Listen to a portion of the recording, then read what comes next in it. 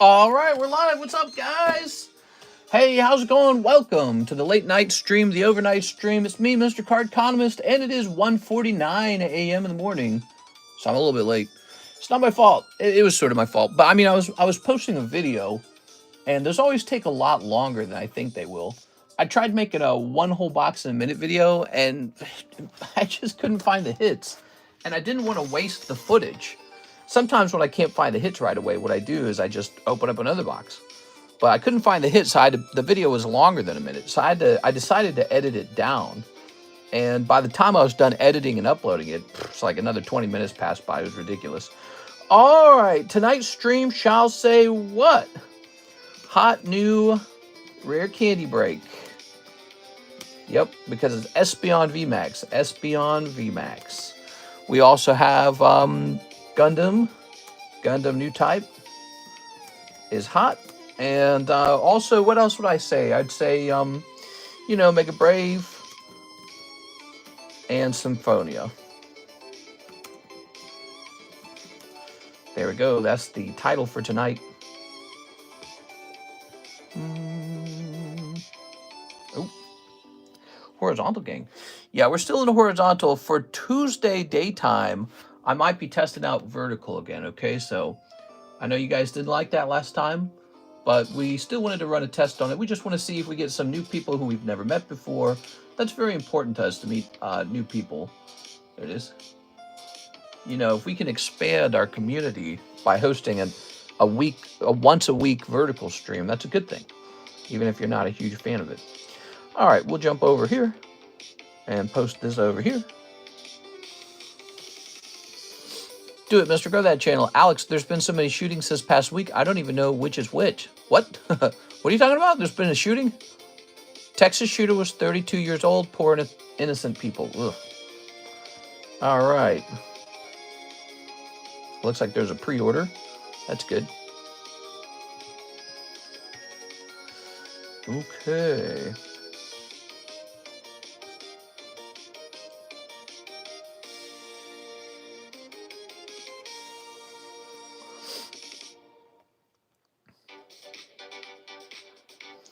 Let's see. So I'm already being asked for pricing on One Piece OP13. Oh, what the hell? It says I have 800 views on the Gundam box. Is that right? Whoa. All I was doing was refreshing my YouTube channel. It says there's already 800 views on the Gundam box. Oh, it got a bunch of dislikes though. Oops. Crazy. Okay, so I guess that was the right thing to make. All right. While we wait for that, why don't we jump over here? I want to see this data real fast. How do you get in on the Vmax Espeon break? Hey, what's up, Catherine? So this is a $40 break. You would send me $40 to get in on it. That's how it would work. Just taking a quick look at this real fast.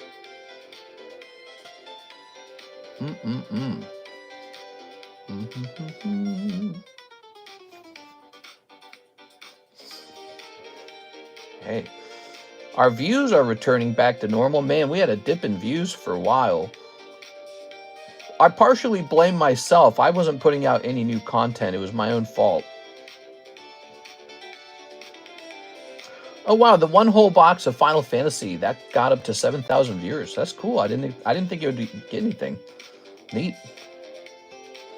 All right. I wasn't sure if that would be any popular because, you know, these non-Pokemon sets, I never know how they're going to perform.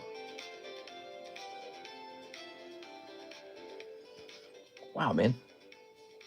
I don't understand why that one's popular. The Gundam box. You guys are... Somebody out there is loving the Gundam boxes. Because now we're down to 2 cases. And we had to raise the price on that. And I just posted that video. And it's up to 1,000 views already. That's pretty good metrics. Huge Gabriel, 3 Mega Symphonia. That's Mr. Gabriel. Ordered this 7 hours ago. That's a long time, bro. Is the Star Wars Chrome from a hobby box? I think so. 2024. I think it's always a hobby box. Here it is. Okay, let's get this map picked up. Liat.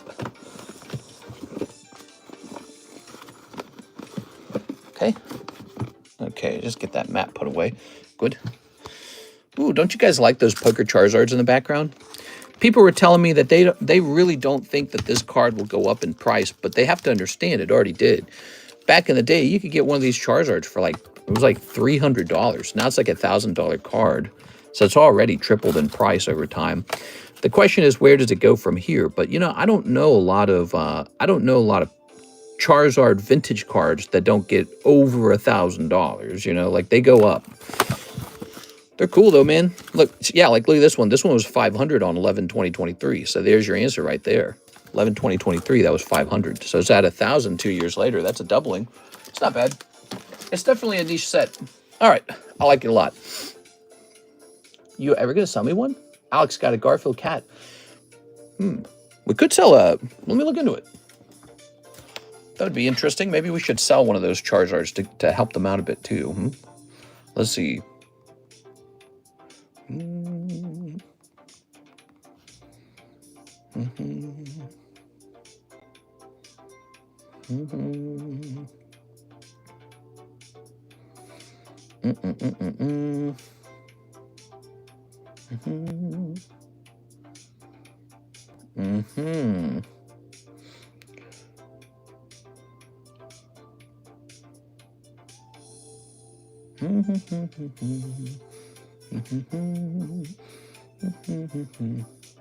Yeah, we're going to put up a Charizard for sale, in fact. I didn't even think about that. Okay.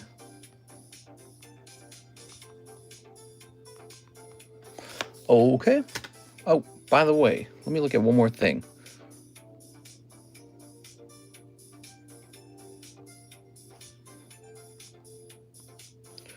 Okay. All right. So I'm going to go ahead and grab him and set a price on this.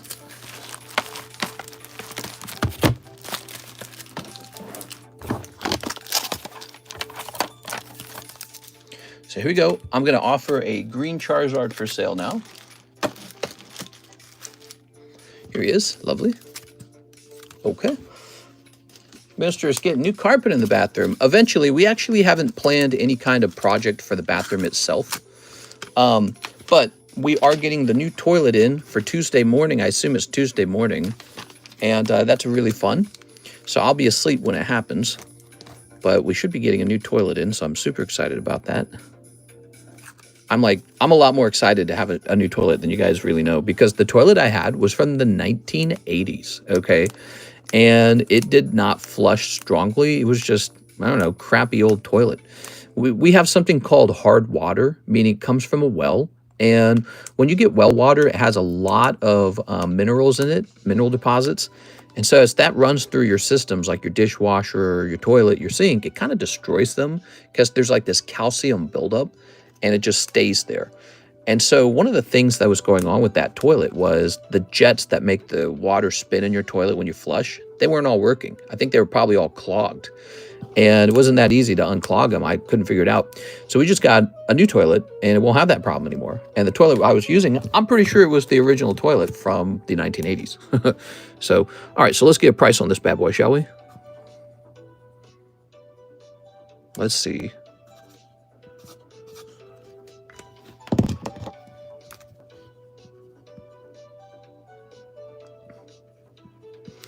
Okay. Set that up to say $9.25.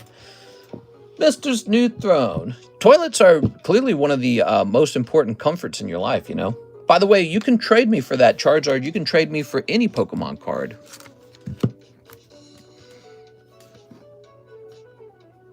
Okay. Very nice. You don't treat your system with softener? No, but we are talking about installing one of those. Yeah, we're talking about installing it. 3 Mega Symphonia, Mr. Gabriel. Let's go grab that. Wait, did we service that? Did we service that? I don't remember. I don't think we did, but did we? I don't think we did. I think I remember this. I almost opened up 3 Mega Brave, right? Whoa, Gabriel's a big customer. I like Mr. Gabriel. All right, I'll trade you for a modern toilet for a Charizard, Mister. Dang, if you were out here and you could offer me like tiling the bathroom, I would love to pay for that in Pokemon cards because we could both avoid taxes that way. You know? All right, because if I sell the Charizard, that looks like a sale. And then I received cash for it, and then I have to actually pay taxes on that cash. On the other hand, if you receive a Charizard because you're doing a service for me, but I'm paying for it in a Charizard, the government never sees that either. So we both save money on taxes if you're able to come out here and do a renovation for me. How funny is that? Legal tax evasion. Yeah, actually, that's considered a trade. A trade is not illegal to avoid taxes on. Like if you trade me a Pokemon card for one of my Pokemon cards, the government does not see that as a taxable event. We are. That'd be really funny if I started trying to pay for things in Pokemon cards. I should try to buy a boat with Pokemon cards. I bet you there's a guy out here who would sell his boat for some good Pokemon cards. All right, let's see. My toilet seat opens automatically. What? That's not really a big deal, is it? Automatic toilet seat. Yeah. I remember when I was a kid, we got a toilet seat that was designed so that it doesn't clash when it closes. It has like a spring inside of it that makes it close nice and slow, so it's nice and quiet. Why would you need that? Because when you're sharing a bathroom with 11 brothers and sisters, kids use the bathroom in the middle of the night and then just slam the toilet seat shut and it wakes you up. So when I was younger, that was a big upgrade. It's like, quiet toilet seat at night. Yeah, because, someone's always using the toilet. There it is. All right. Soft closing lid. Yeah. Quiet lid. Quiet. And it's so useful. Really worth it. Worth the money. Soft drop. I have a friend who cheats on his taxes every year in Texas. He hasn't got caught yet. Well, I don't recommend him to do that. I think people should pay their fair share. But then again, we should also vote on what that means, what the fair share is. Now, if everyone agrees on a certain amount, then go pay your amount. So for him to not pay his amount, I don't think that's right to do. If he finds a legal way to pay less taxes, that's cool. All right, here's Pichu. Everyone should pay in. Here's Jolteon. Oh, there's a Magby in this pile. Okay, here's a Magby. Welcome, guys, to our late night Pokemon card stream. We would have started sooner, but I was busy making a video. Now, what do we have here? We got 60 viewers in the first 13 minutes with 22 likes. Smash that like button, will you? Mr. Mark J. Valerian says, I'd like to send the Metal Mew from the 151 for grading, but not sure who to send it to. You want my opinion? Definitely send a PSA. Definitely PSA on the Golden Mew.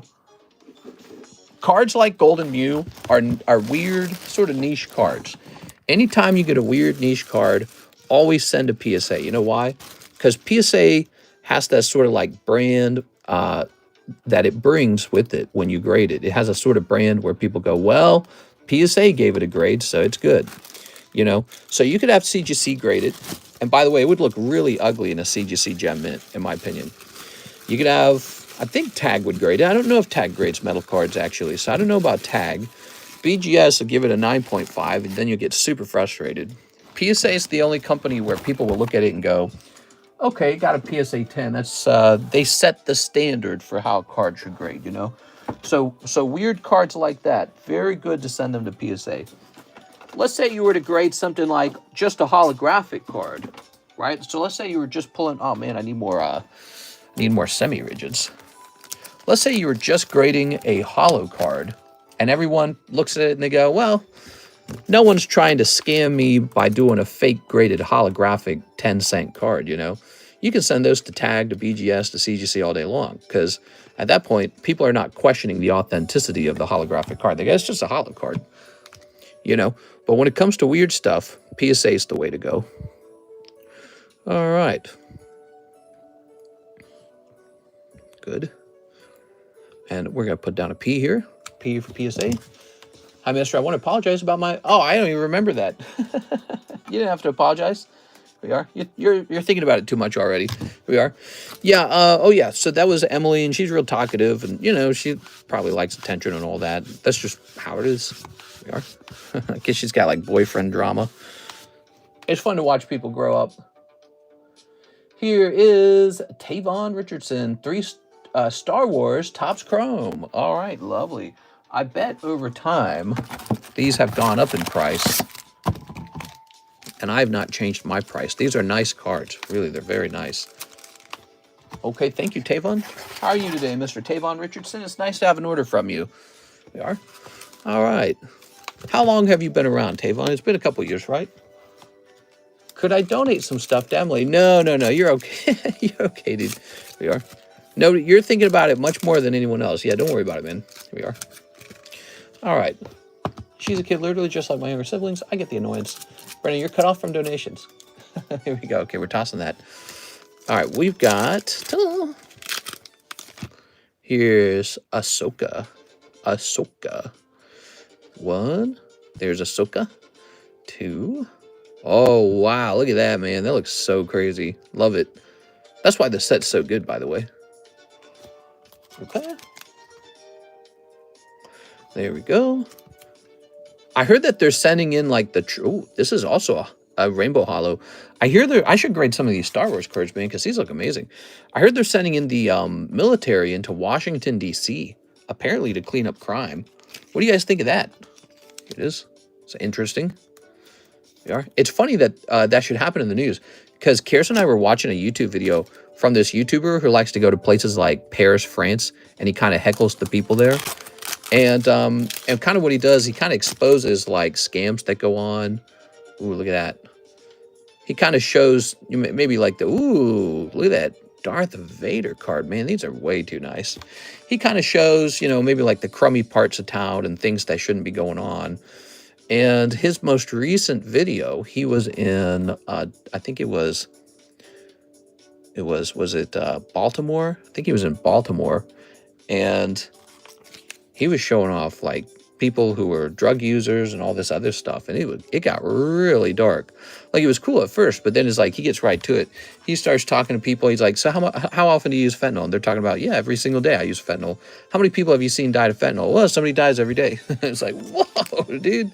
He was showing all these blown up homes and everything, houses set on fire.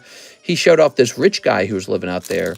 And the guy explained he got rich because what he does is he comes in, renovates one of the houses, and then does Section 8 housing for the government, and the government guarantees him rent.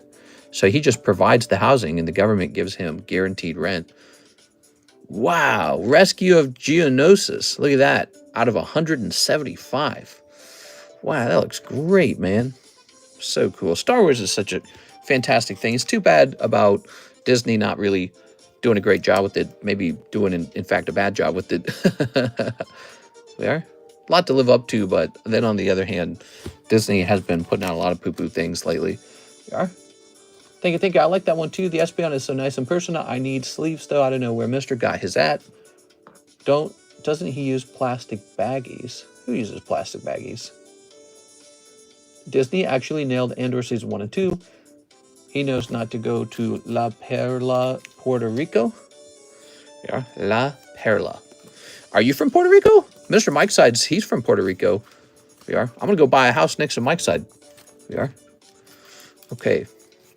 I thought of doing that for real. I really did, because Puerto Rico offers no federal taxes, which is really insane. However, when I researched it more, it seems like that is not a smart move, because it turns out you really only get that benefit if all of your business is conducted from within Puerto Rico. But since we ship product to, the United States, then we would still be taxed federally. So in other words, I couldn't just move my card shop to Puerto Rico and get rich. Here it is. Born in Puerto Rico, but Dominican parents. Oh, that's really interesting. All right, but Puerto Rico's pretty cool. Tavon Richardson, you think they'll ever make Puerto Rico a state? Yes. Here we go. What if we did that? That'd be interesting. All right.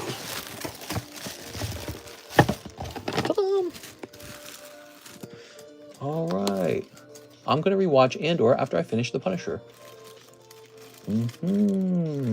Set this here.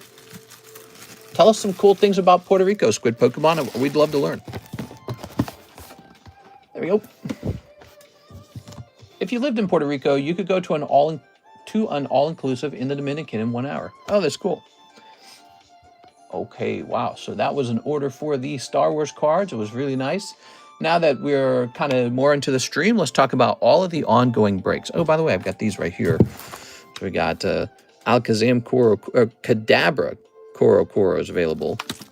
Kadabra, Knuckle Salt.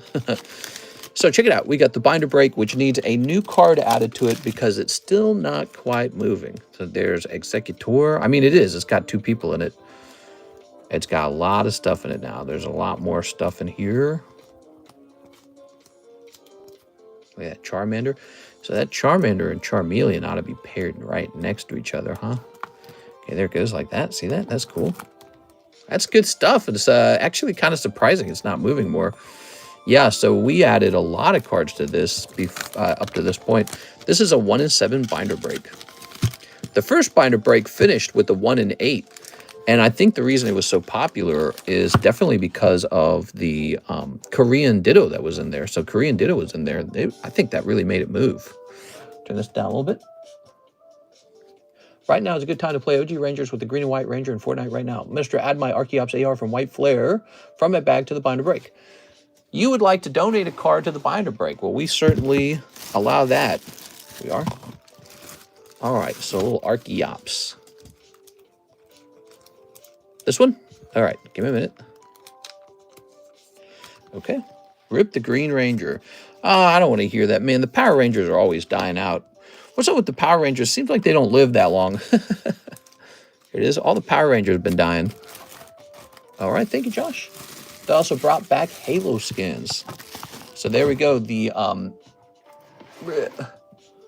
binder break has just gotten another card hotter. Now you're gonna pick up an Archeops as well. That's pretty cool. I mean, it's a nice thick pile now.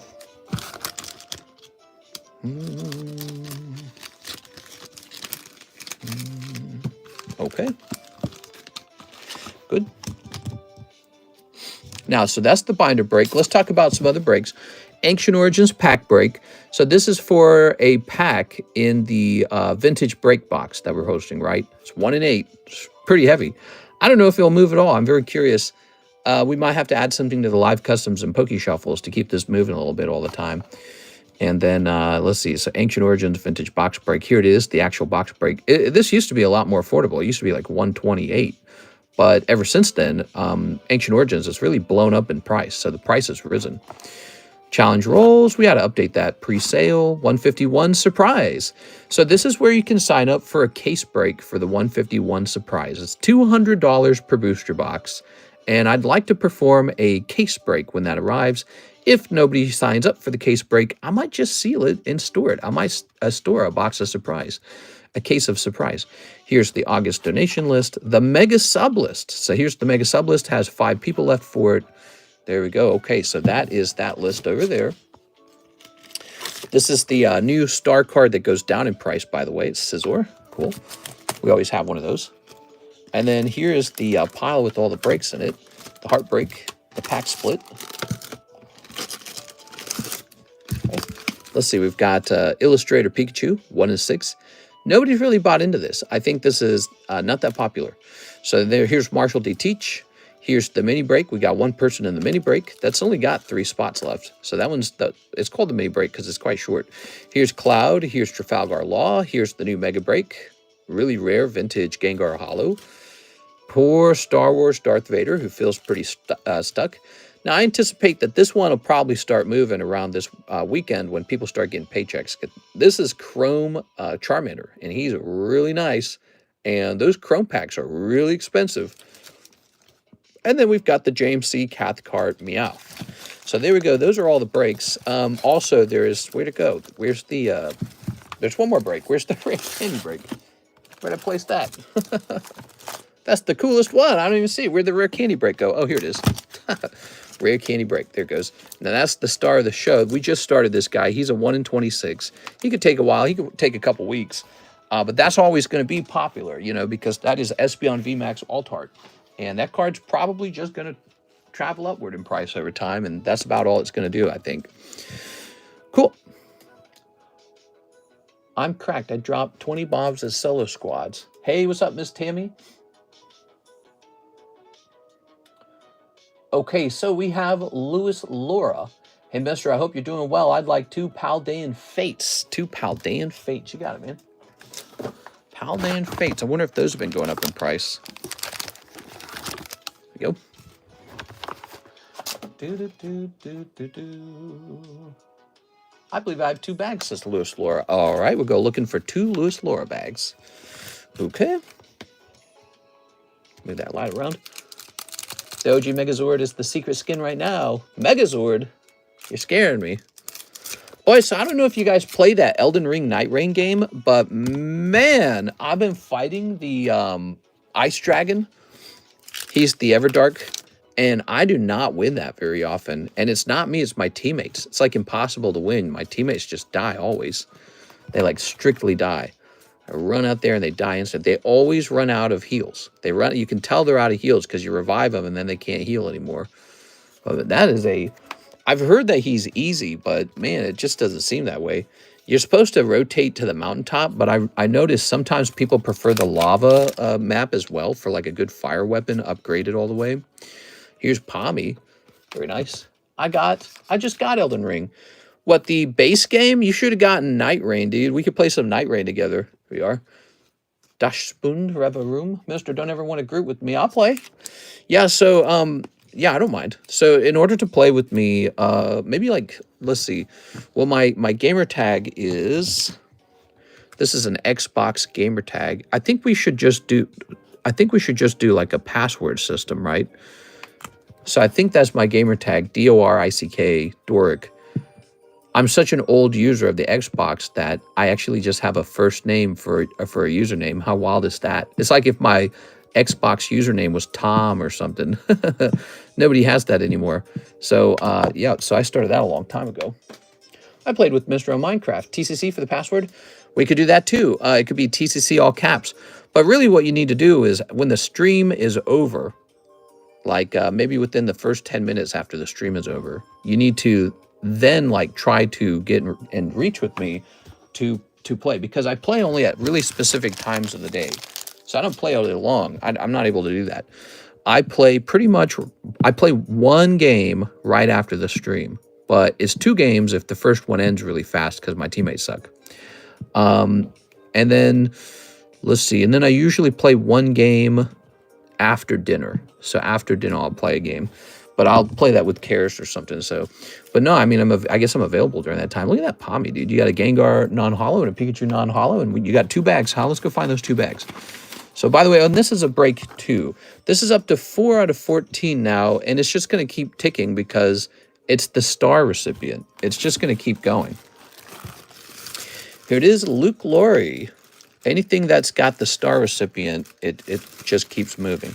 So there's 1. Ooh, look at this nice Starmie. Isn't that nice?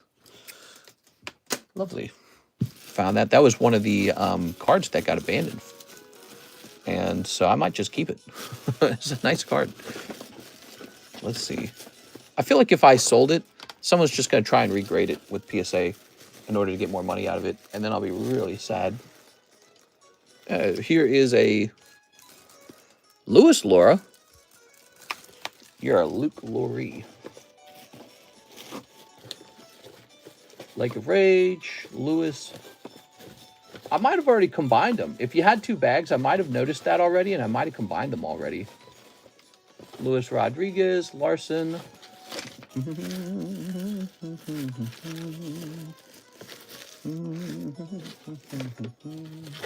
God, I hate this side of the table. It's so far away from me. Okay, what do we got here? We got Leon 1, Leo Flores, Leonardo Cardillo, Lou Costa. Here's a Louis Sutton. I don't anticipate that we'll get a lot of Louis Sutton orders in the future. We'll have to see. Let's see. Is this expired? Here's a Layman Eisenhart. Do you guys recognize a Layman? Layman Eisenhart. Oh yeah, this is a gym break. Rechat. Mr. is for Lewis Laura. I think you put in the wrong bag. Oh! Luke Laurie. That's so weird. Your names are so similar. All right, give me a second. You know, it threw me off. I think it's this weird hunt for a second bag. Like, my brain's thinking that there's two bags that are meant to go together. Luke Laurie, Lewis Laura. Dang, it's too bad your names are so similar. You know, I think I better do this. I think I better put some lines under the bag. We are. It's for Lewis Laura. All right. The emote wins again. Well, you know, even before the emote, you guys were always able to get my attention in the past, too. Just a matter of when I go looking. So, Luke, I didn't notice a second bag for you. Not Luke. Lewis, I didn't notice a second bag for you.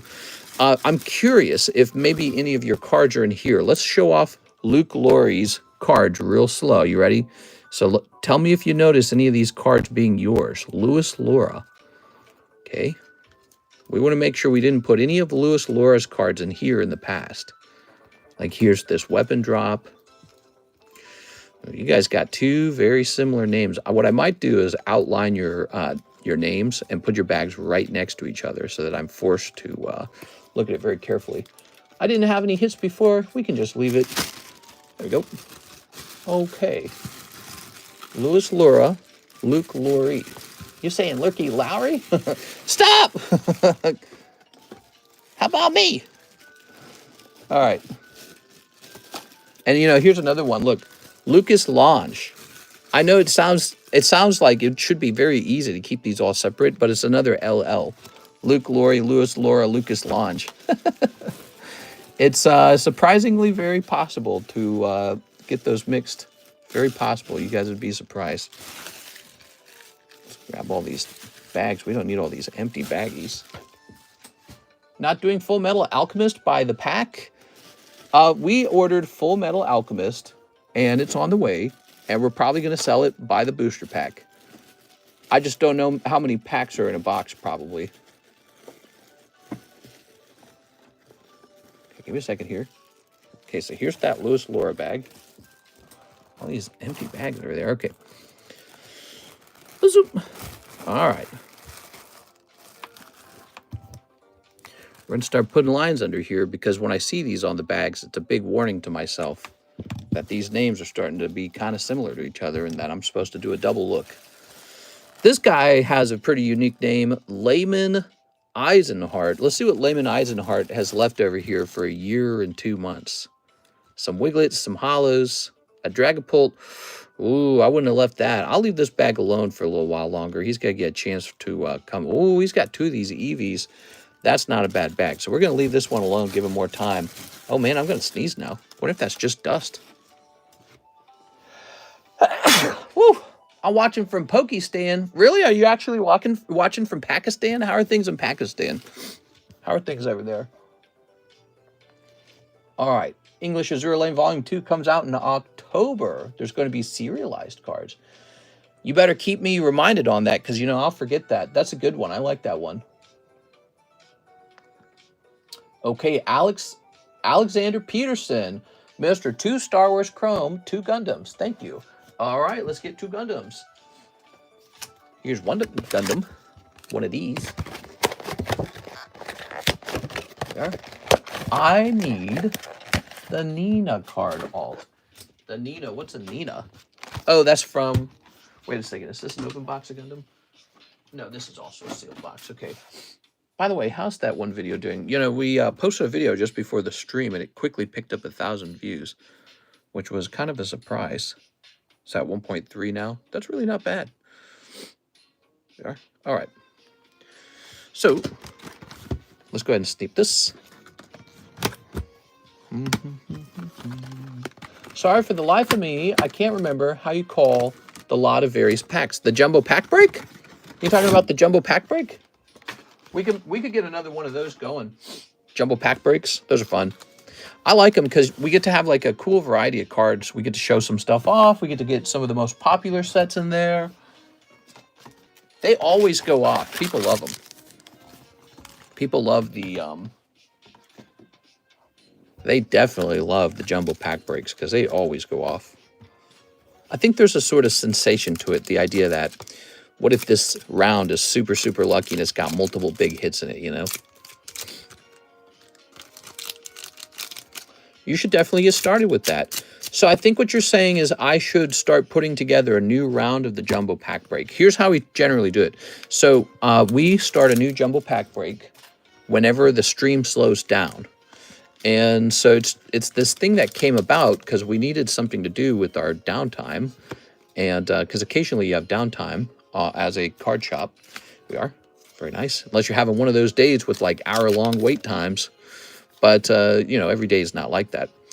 So next time the stream slows down, we'll start putting together a new jumbo pack break. If you want, you can even buy into it ahead of time, which I don't blame you if you don't want to do that, because look at this. Oh, it's Gay Darth Maul. That's his naked back painting. Here it is. Very nice. And it's Boba Fett. I love Mr. Bobo. Like the stream, the binder break's nice. The binder break is really good cards in it. The binder break's really a lot larger than it was when it started. Remember the way the binder break works. After we pick the initial cards to go in there, we add up their value after looking them up on, like, I guess, Feebay. And we go, by the way, we don't go with the top price on those cards. We go with a slightly lower price. Then after it started, depending on the popularity of the binder break, we start slowly adding a card or two to it. And it's got a whole bunch of bonus cards in it at this point. Some people donated a card they didn't want to it. And then sometimes I donate cards to it too. Like I added 4 poker cards to it.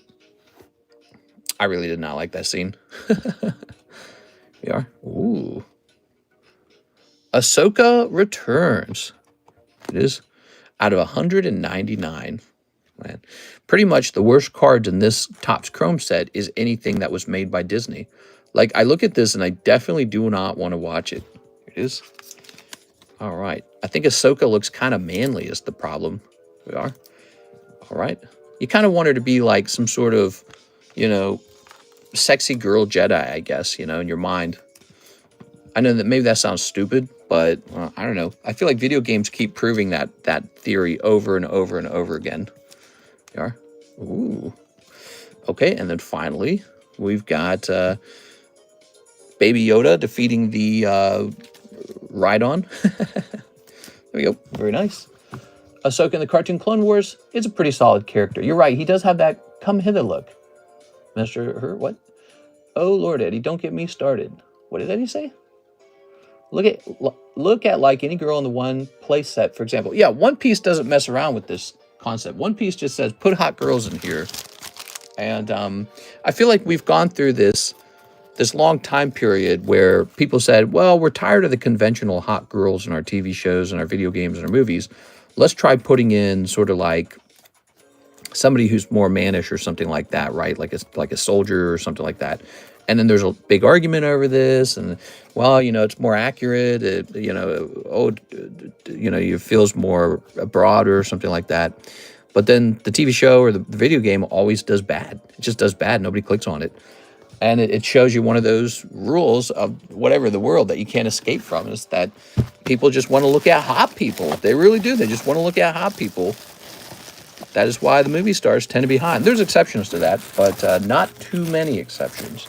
So, Alexander says, I think I have a bag. Let's go hunting for that. So, Alexio. We have an Anthony Kalura bag with a lot of hollows in it. Here's an Alexander. Here's an Alora Goodall. That's expired. Alan. Alexis Limon. Alexandra Ramirez. This is also expired. Where else do we have an AL? You said, I think I have a bag. Is that because you ordered recently? Let's see. Give me some information about this bag, Mr. Alexander. It says here you ordered on 8/24 was your last order. You might not have a bag. 8/24? I feel like that's old enough that you might not have a bag. You would basically have to be lucky enough that I never ran into that bag, but you just watched me run into other ALs and I got rid of them right away. Let me just test right here. Okay, let's see. Adam, Pacalo Matt, Ernesto Ramirez. I'm going to go out on a limb and assume that that bag got donated. Let me get you a fresh bag. Did you have anything really impressive in the last one? We might be able to get you covered on that. All right.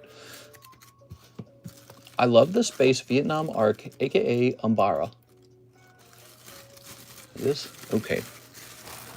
Let's go ahead and write your name down. If it was abandoned here for a year, or just over a year or whatever, I bet you there was nothing that sexy in the bag, Mr. Alexander. I take a lot of bags off the shelf, a lot of them. And most of them, no matter how much you spent on it, most of them do not have anything good in them. There it is. Like you can open $100 of packs and pull just, like some hollows. There it is. Fusion Stripe box has reached $900 now. Have you shipped to Australia before? Like 100,000 times. We've shipped to Australia like multiple times a month. Maybe like a couple times, maybe like once a week we ship to Australia. Yeah, we get a ton of Australian watchers. Some of the largest numbers of watchers we get are from Canada. Oh, Canada. We get viewers from Canada, and we get viewers from the UK. So we get a ton of UK watchers. And we get a lot of watchers from Australia. So those are the main places. There's a little Tinglu. All right, so these have been left here for 1 year. Over a year. Those are all over a year. And we are officially out of room in that AL box. That's kind of how it works. When we run out of room, I start to going, all right, what can we get rid of? I missed the year. I think I had a few Sneaker Bunko cards. Let me just check on the floor over here. I might have just tossed some cards over here. Let's see if you're on the floor. Give me a second. I'm going to climb down here real fast. Jonathan, Jose. We got Jesus Villar. Let's see. Chung Xiong.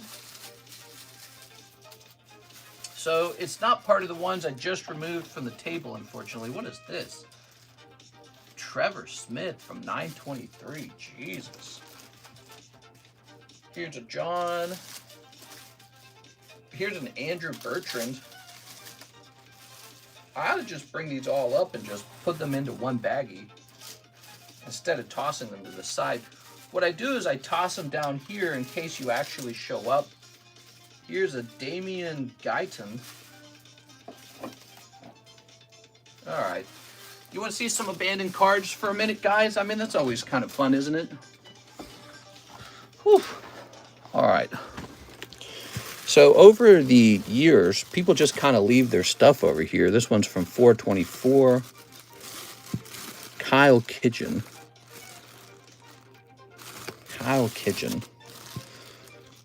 Okay. Some baseball cards, huh? Damian Guyton. What did Damian leave behind? Not much. I like that Tyranitar, though. Of course, back then, that Tyranitar wasn't worth anything. XY era boxes got valuable this year. Look, that's from 1223. Ooh, from a long, long time ago. Put these all in here now. Okay. That Tyranitar, should it grade 10, which it won't, that might actually be worth over $100 if it were to grade 10. I'm a Tyranitar fan, so I'm going to snatch that, put it over here. It's not bad, but it's got a white dot right there. So there you have it. It's a 9. Grade 12. I said 12, didn't I? All right, and here's a couple more abandoned ones. And this is Edgar Jaramillo. Is it Yaramillo? Okay. Here's Demetrius Klinthouse from 324. That's got this in it. And here is an Andrew Bertrand from 224. He's got a little Clefairy here. Not much. Here's a Trevor Smith from 2023. This is from 2023. And there we have it. All right. All right. Boom. My brother ordered some cards over a year ago. Wonder if they're still around. If it's over a year ago, no. There's a low chance of that.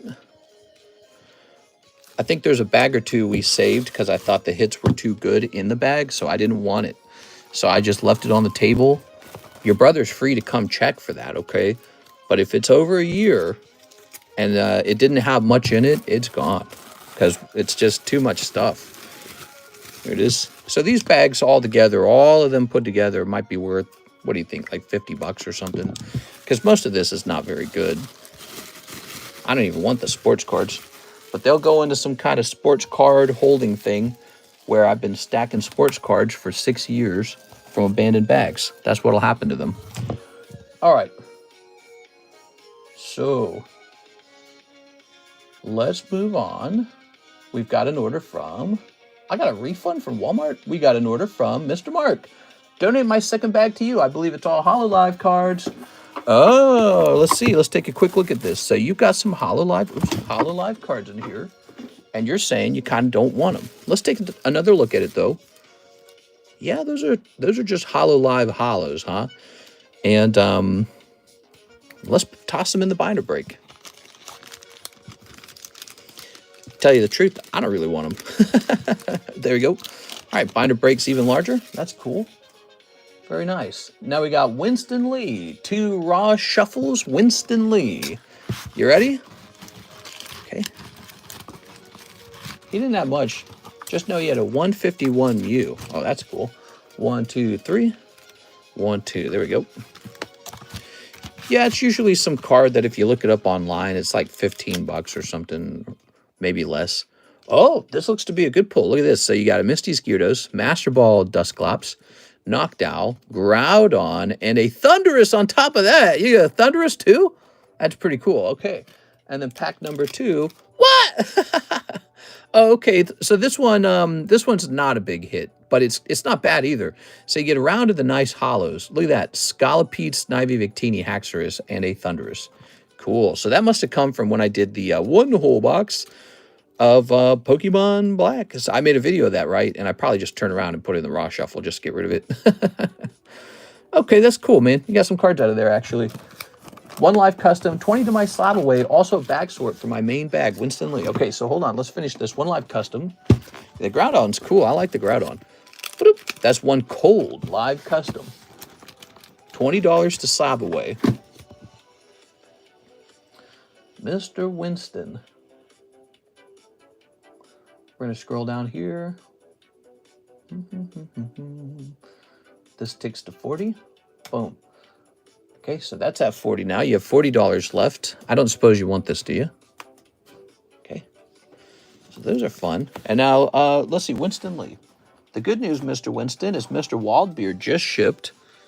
And Zach shipped not too long ago. And so now there's a ton of room in these boxes again. These boxes were getting really full. All right. Okay, what do we have here? We've got Zach, Yasser, Winston Lee. Bag number 1. Winston Lee. Bag number 2. What else we got in here? Zach Wilkerson, Exadrian Adorno, Wasiak, who now has an expired bag, but we're leaving it in there because we are currently not out of room. So the real danger is when we run out of room. Once I'm out of room, expired bags got to go. All right, a bag sort. Let's take a quick look. So you get a nice holographic dash.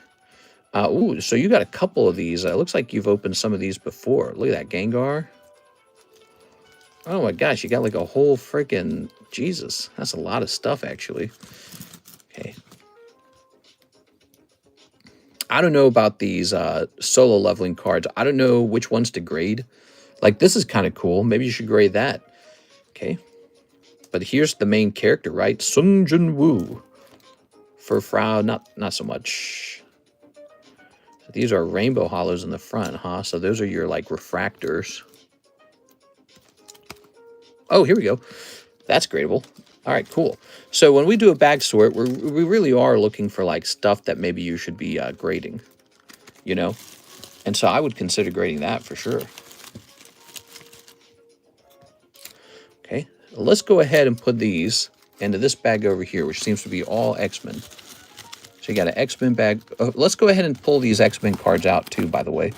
So you paid for a bag sort. So here it is. Iron Man. Wow. Jean Grey. That's numbered as well. So you got a couple numbered cards. That's really neat. And then the non-numbered cards, huh? If you like any of these, you can grade them even if they're not numbered. Cyclops. These cards were a huge loss for me. This is Topps Finest X-Men. And this was a horrible underperformer. Sat around for a long time, not a single sale. We finally lowered the price to a loss, and they still didn't sell that fast, even when they were at a loss.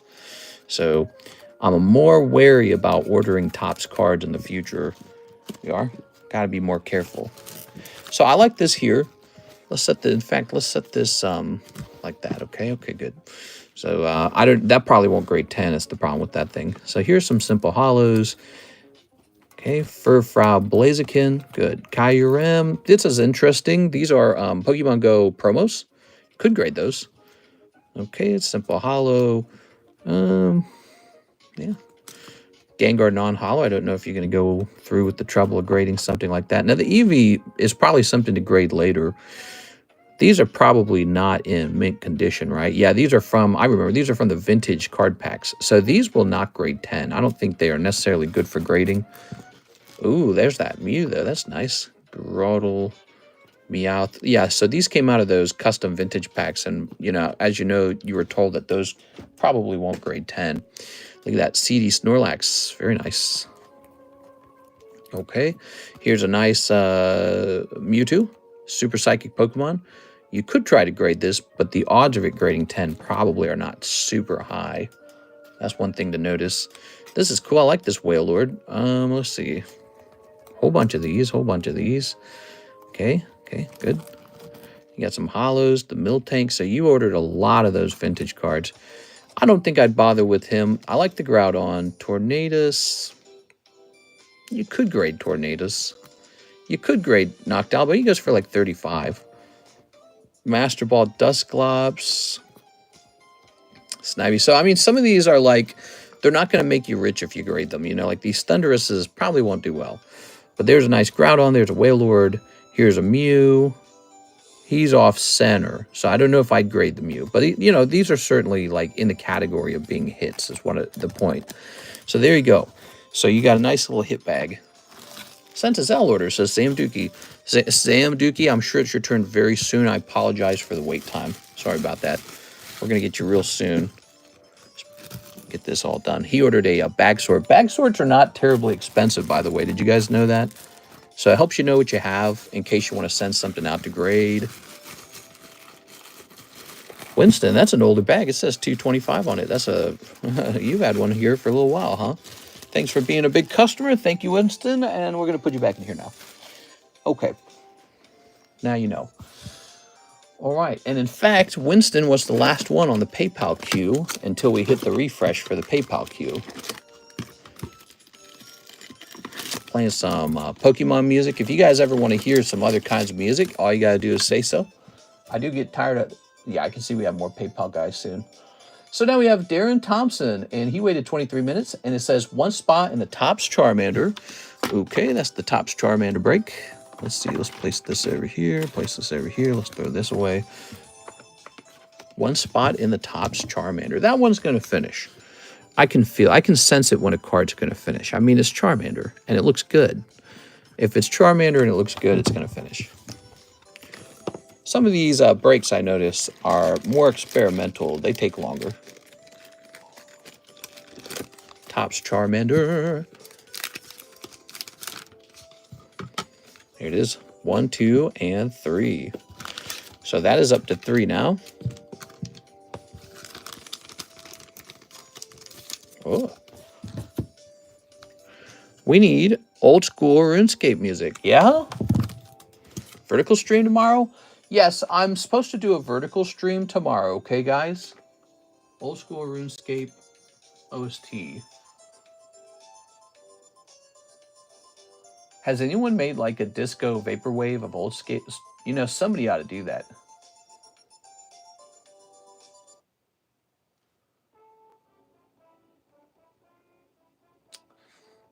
I don't know. Old school RuneScape music is just okay.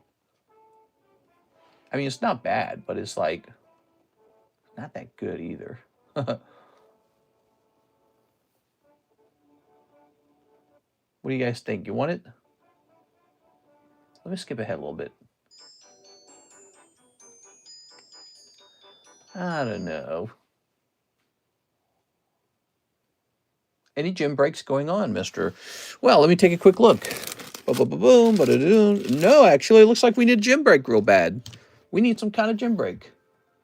Some Undertale music. We actually did just run Undertale music. So Darren also needs a spot in the binder break. Here goes Mr. Darren. Binder break is up to 3, that means. Okay. Good. Okay. From 1 to 2 to 3. Very nice. People demand RuneScape. 1 spot in the binder break, 4 Poke Shuffles. The Poke Shuffles are the king of RNG products on this table. People love the Poke Shuffles. 1, 2, 3, 4. Like that. Did I just do that wrong? Did I not rotate it first? I don't care. Let's give it to him. Okay, cast form. I don't remember if I did it wrong. You know, it's one of those things where you do it so many times you can't remember if you did it wrong.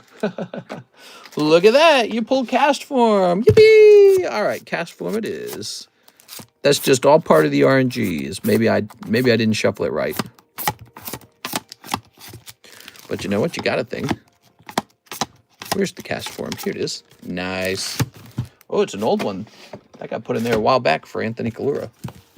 No, you did it right. Did I really? Oh, nice. Darren Thompson. Okay.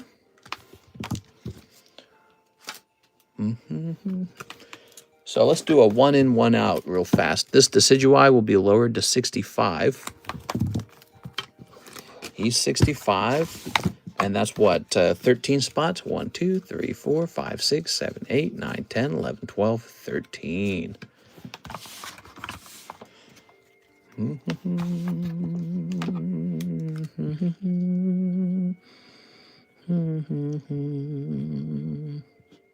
Decid UI 10. And that's a good pull. Okay. Okay. Mario Underwater. That's a good one. I like Mario Underwater. Yeah, that's a good one. Up he goes. Now, I say in the Poke Shuffle, we're going to start to include this, the Ancient Origin Pack Break. 1, 2, 3, 4, 5, 6, 7, 8. This is a temporary addition to the Poke Shuffle, which gives you a spot in the Ancient Origins Pack Break.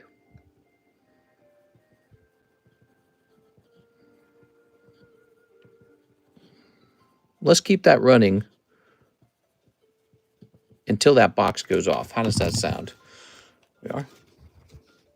All right. Did I do that right? Yeah, I did that right. Okay, good. Whew. Oh. All right, now we have Mr. Corey. 5 Poke Shuffles for Corey. Hey, Mr. Corey. All right, Corey, let's pull you the 5 live customs. Ready? 1, 2, 3. 1, 2, 3, 4, 5. Zoop.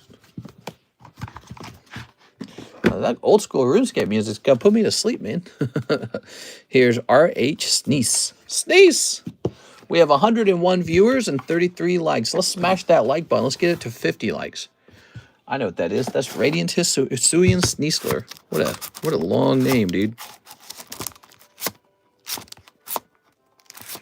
Okay, give me a minute. Oops. Haha. Good. All right.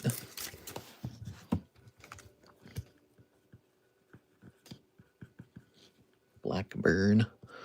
Blackburn. Very nice. Congratulations. There we go. Not enough likes, folks. Rookie numbers. I like to see the likes be about half the numbers of viewers. I think that's pretty nice. It's good. It's like a good place to be. By the way, if you're new tonight or if you've been watching a while and you've never placed an order, place your first time order tonight.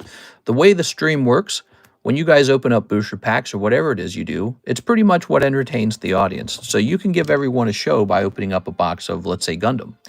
If you want to know how to purchase cards live, head over to the description of the live stream and all the information is there. You'll see how to pay Basically, you just send some money on PayPal, but we also have stuff like ZELLE, Venmo, Cash App, whatever it is you've got.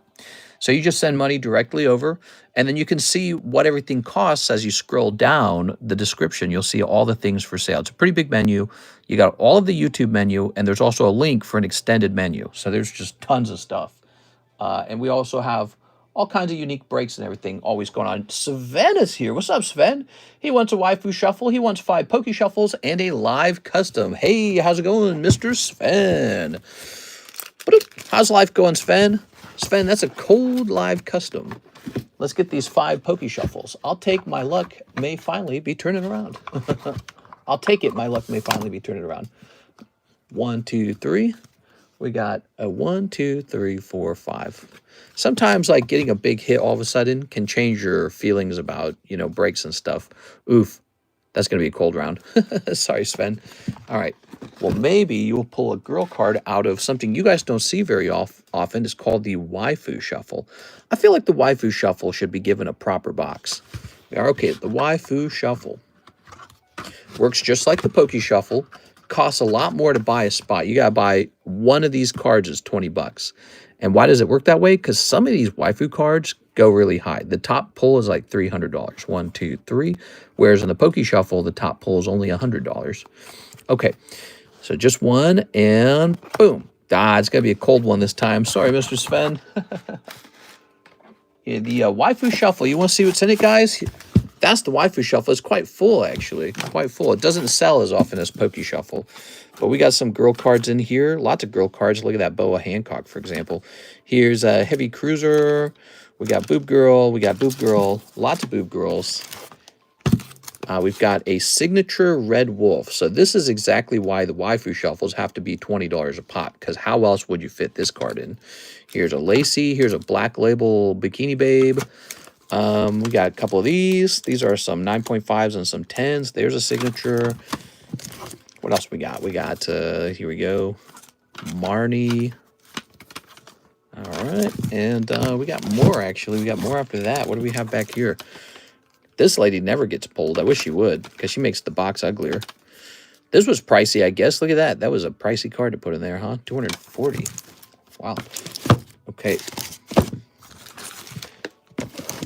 Tell you what, I'll make the waifu cards a little more enticing. Let's remove a cold one.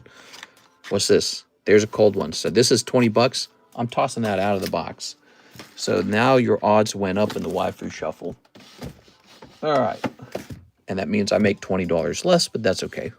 It's not a big deal. $20 out of the entire box. Not really going to make a huge difference for me, but it does make it slightly higher odds for you, Mr. Sven. Because Mr. Sven just removed one as well. Sven. Ah, Mr. Sven. So, Sven, I remember we shipped your stuff recently. Not recently, but we shipped your stuff for you, right? And that all showed up nice and clean, huh?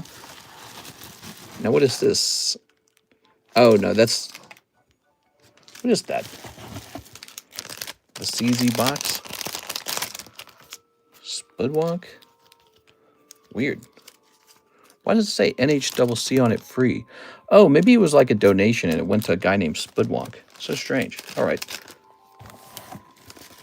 Look at that ink fading. Jesus. Okay. You ship only slabs, no bags. Oh, okay, cool. Cross your fingers. I may go on a date on Sunday. We want to see you go on a date, Mr. Arturo. You just use it to practice.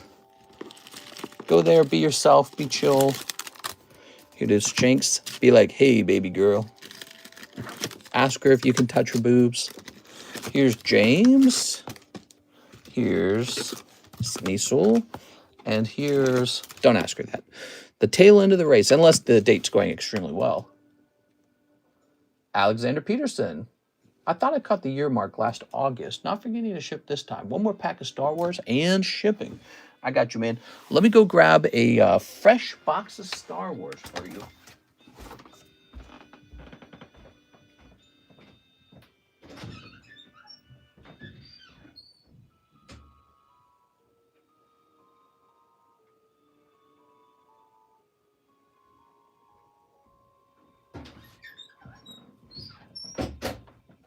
All right, here we are. Ta-da! Ooh, that is Star Wars Galaxy. Snipping that. Nami best character. You got mine bags box somewhere. Okay. Let's see, Sven, huh? I'm sure it's around here somewhere. Brett, Jen, Omar, Sinaf, Charizard, Raul. I wonder if I put it like really far away to make space. We run out of space constantly. Caleb Abara. Isai. Oh, it's back here, isn't it? Is it back here? There it is. Found it. It's actually directly behind my laptop. There you go. I knew it was there. My brain clicked and said, oh, yeah, Sven Jansen. Okay, so Alexander Peterson, you bought another pack, and, you know, I sensed that you're kind of disappointed that you missed out on your bag. So here's what I'm going to do. You're shipping out. I'm going to give you 2 packs for free. I know these aren't terribly cheap, so this is for the bag, okay? I hope you come back and order some more cards with me as well, okay? So let me grab this box. I'm not going to open these. You got to open these at home, okay? You got to tell me if you get a big hit out of them. But for now, we'll close our eyes and pretend that they're a big hit. Ugh. All right, because I want you to be happy, and I want you to come back and open some more cards with us from time to time, okay? All right, here we go. So the $300 waifu, does that mean you put 14 blanks in 1 hit card? That's exactly what that means. Yeah, that's exactly how it works. Okay, let's say, I'm going to write gift. Gift. There it is. This stream brought to you by vegetables. You been eating some vegetables? We are. I had something I haven't had in a very long time today. I had panira bread. I got a turkey sandwich and a simple soup with it. And so I had that. And then in the morning, I had like Canadian bacon and I had oatmeal. So I had oatmeal, Canadian bacon, some pistachios, a turkey sandwich from Panera, and a little cheddar broccoli soup from Panera. And boy, that's some gross-ass food, man. I can't say. I think that Panera is the most overpriced sandwich company I've ever eaten at. They're so overpriced. They give you this big, thick, yucky-tasting bread, and you get just the thinnest little slice of meat. The tomato and the lettuce are fine, but it's tomato and lettuce. How do you screw that up, you know? But they give you this ratty little piece of meat, just like Subway. Just like Subway. They don't want to give you any meat. And I was not impressed. But then they charge like $20 for that sandwich. Like, how are you charging $20 for this ratty little sandwich? So, and the reason I haven't eaten at Panera's in a long time is because that was my experience last time.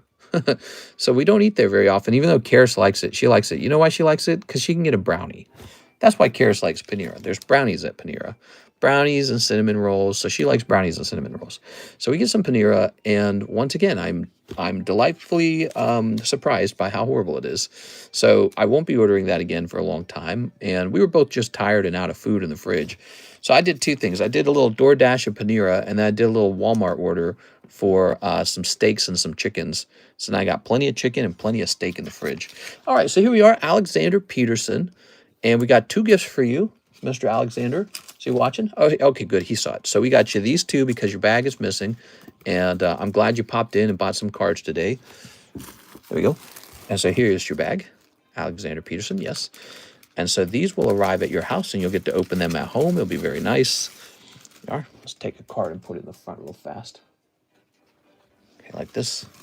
Mr. getting charged city prices. Dude, it's like $22 for a sandwich. We are. Yeah, that order was like a $50 order for Karis and I to have Panera. Now the DoorDash charges on top of that, but still, like, bro. Oh, for shipping out, let's go ahead and grab your address. I go to Subway Flora, that footlong cookie, and pig out at home. We did have Subway this year, like, one time, and we were so unimpressed by Subway. We don't like to go there either. So actually, among the sandwich companies, it's got to be Jimmy John's, man. Jimmy John's, I don't know what it is they got. I get the ultimate porker from Jimmy John's, and it is so freaking delicious every time. It's not about the portion size. It's not about the product freshness. It's something about the flavors. It's just right. They have some flavor combination that's really powerful. All right. Do you not have Chainsaw Man cards anymore in stock? They sold out. Took a long time, but they sold out. We could put them back in stock. Are we getting a new like Chainsaw Man series? Like, are they going to come out with a new season of Chainsaw Man? Because that was a very good selling set for a while. Of course, I think some of those sales were just 6. But yeah, that set sold. It was moving. Okay. We're going to hit print. Then it's going to update the address. Very good. Okay. So, Mr. Alexander, I'm using the address in your PayPal account to ship your cards, okay? And print.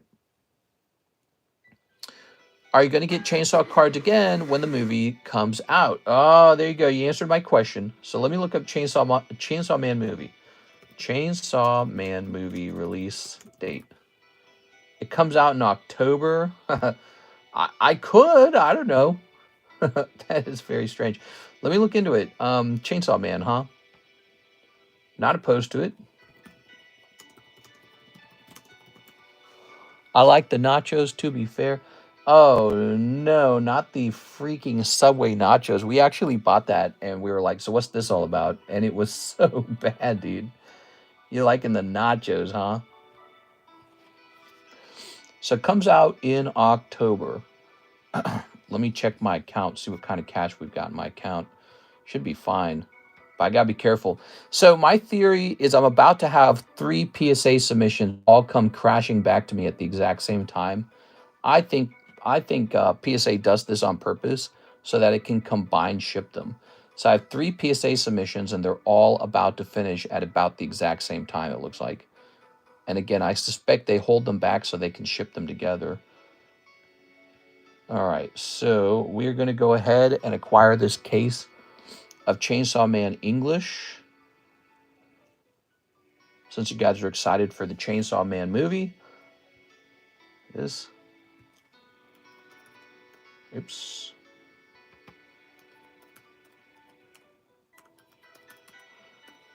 Okay, I have a per box price. I don't know how good or bad this price is, but it is going to be an English box.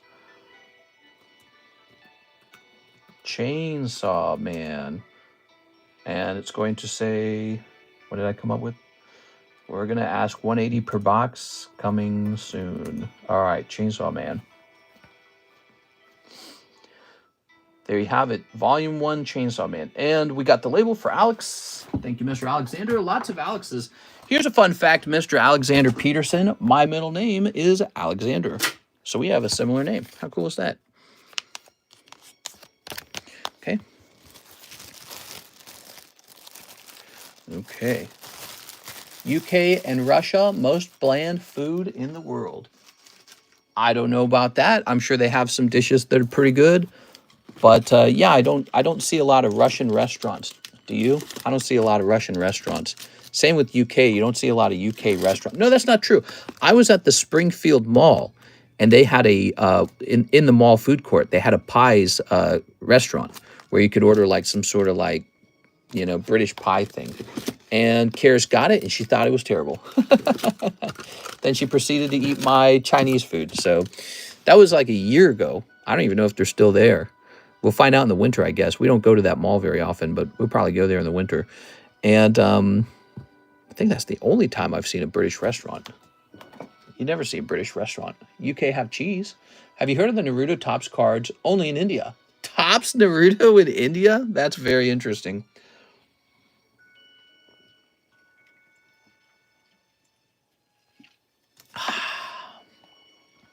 Okay. Excuse me. The UK R1s are made with real cheese, not the American stuff. I don't want to say that word out loud. We have the best breakfast in the world. Also, our roast dinner is better than yours. American breakfast and British breakfast are almost identical. The difference is this: remove the tomatoes and beans, and then add like waffles or pancakes, which is sort of like a dessert. So other than that, I mean, it's just sausage, eggs. I guess we don't do the blood sausage. Yeah, but like bacon, eggs. America has some unique breakfast foods like biscuits and gravy, which our biscuits are a very different thing from British biscuits. So we got a couple unique breakfast foods, but hey man, it looks pretty good to me. So let's see, we've got Lorenzo Shrub, Slab Away, Lorenzo. Not all that different. They're very similar to each other. Oh, so wait a second. Lorenzo, you sent $50 for Slab Away. Let's see. Oh, Mr. Lorenzo, that Slab Away went into the Reclaim channel.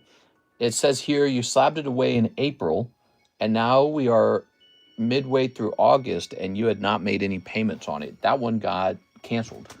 So Lorenzo, that one is canceled, but I tell you what, you're here trying to make a payment on it. What I'm going to do for you is I'm going to return to you 20 bucks from it, okay?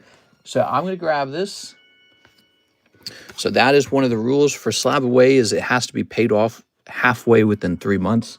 But really the rule is you have to make like at least one payment on it within 3 months. So I don't strictly enforce the rule that it has to be halfway paid off, but I have to see some progress on it. So we're going to say you've got 50, you just sent me 50, you're going to get 20 more. Are you ready? So this is going to say $70. So I apologize for that, but that one's been claimed back out of the channel. What are biscuits, like rich tea or digestives? So in the UK, you guys have something called biscuits, and they're almost like a cookie. Here in the United States, we also have biscuits, but they're actually just like a fluffy, floury piece of bread. It's very, very different. They're not the same food item. So over here, it'd be like eating a roll, It's just like a dinner roll, but it's a certain kind of crumbly, thick dinner roll. And then we actually put sort of like a sausage gravy on top of that. So it's just bread with the gravy on top, and it's really not bad. It's pretty delicious actually, but you don't want to eat it because it's unhealthy. It's very fattening, very fattening. Do you have any Burning Shadows graded? Beans, meat, soup, roasted bread. To be fair, that sounds lovely. Yeah, it's extremely popular, but it's like, it'll make you fat. Biscuits and gravy will make you fat. But that is a popular breakfast food item in America. It's called biscuits and gravy. And it's not a British biscuit, it's American biscuit. Again, they're like this, it's like a dinner roll, sort of, but not quite. If you're over here, you could try it. They don't taste like a traditional dinner roll. Traditional dinner rolls, they have almost like, gosh, I don't even know how to describe it. A traditional dinner roll tends to have a bit of a crust, and they have a fluffiness to them, whereas the biscuits we use in biscuits and gravy, that's more like a crumbly, maybe not so fluffy piece of bread, and it's very moist. It can be very buttery, but it's thick. Like you try to bite it, and it's really thick, and then you put that gravy on top, and the gravy makes it really good. Actually, if I keep talking about it, someone in here is going to get really hungry. All right, so we have Ryan Shapiro, Tops Charmander. You got it, man. Charmander. Mr. Ryan. Here it is. Okay. Popeyes biscuits. Yeah, the company Popeyes out here, they're a chicken company. If you look at their biscuits, same with KFC, those are the biscuits I'm referring to. But you'll notice they're like little dinner rolls. They have a very distinct texture to them. I want to come to Texas and try barbecue. Barbecue, man, I'm a fan of barbecue. Missouri tries to make itself famous for barbecue too. But I feel like it's kind of like we don't have anything special Midwestern kind of issues. You know what I mean? It's like, well, we cook meat on the barbecue all day long. But there's a lot of barbecue restaurants out here, and it's really just a cut of meat, and it's got barbecue sauce on it, and they cooked it so that it's all soft and falls off the bone. It's very salty and fatty. It has that taste of an animal. And then they compete to make yummier barbecue sauces and put the right amount on. It's okay. It's a type of meat that has a very vinegary flavor to it because all barbecue sauce is vinegar. It's vinegar with sugar. So it's often some sort of combination of spices, but it's always going to have vinegar in it. And so if you like sort of like a vinegar on your food, you might like it a lot, actually. All right, let's see. But they, they practice making it all the time. It's a competitive thing to cook. Do a cool, cheap gym break for me, please. Cool, cheap gym break. Okay, so you would like me to find a gym break. Let's see. Kansas City Barbecue Award winning. Sure. Well, like I said, they work on it all day long because they're trying to make the best tasting thing. So there's like a competition about it. And they try really hard to win that competition. Well, the Magby's pretty cool. I think the Magby is a real quality card, actually. Here we are. All right, we'll see if the Magby has any traction to it. Now it's 65. There we go. But we'll actually make him a little bit cheaper because he didn't sell. So we'll say I like to use the red ink for the breaks. So Charmander can be a 31 and 2. I can't find these dang sleeves. Kansas Korean barbecue. I searched all kinds of stuff. I also want to try something called the seafood boil. I have had that, and that is very good. If you like seafood, those are extremely good. I have had that. We don't have anything like that in Lake of the Ozarks, unfortunately. But you can find that somewhere in America. They'll be hosting that. Actually, Red Lobster did a seafood boil, and I've heard it's not very good. But people have talked about it for a while because seafood boils is a clever idea. Seafood boil, it's a Cajun seasoning, and there will be all kinds of stuff like citrus, like lemon, orange slices.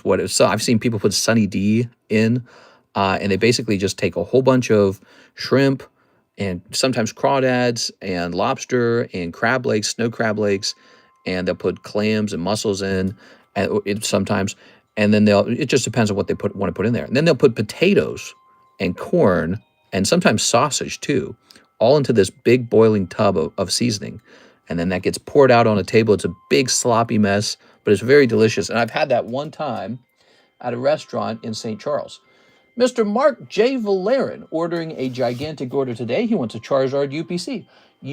Can you open the sealed promos and put them into top loaders? I would be happy to do that. We got a very big order for Mark J. Valerian. I'm over here talking about a seafood boil. Goofing off. Okay. So that means I have to order a new one because that's how we're doing it. So as these sell, we order a fresh one.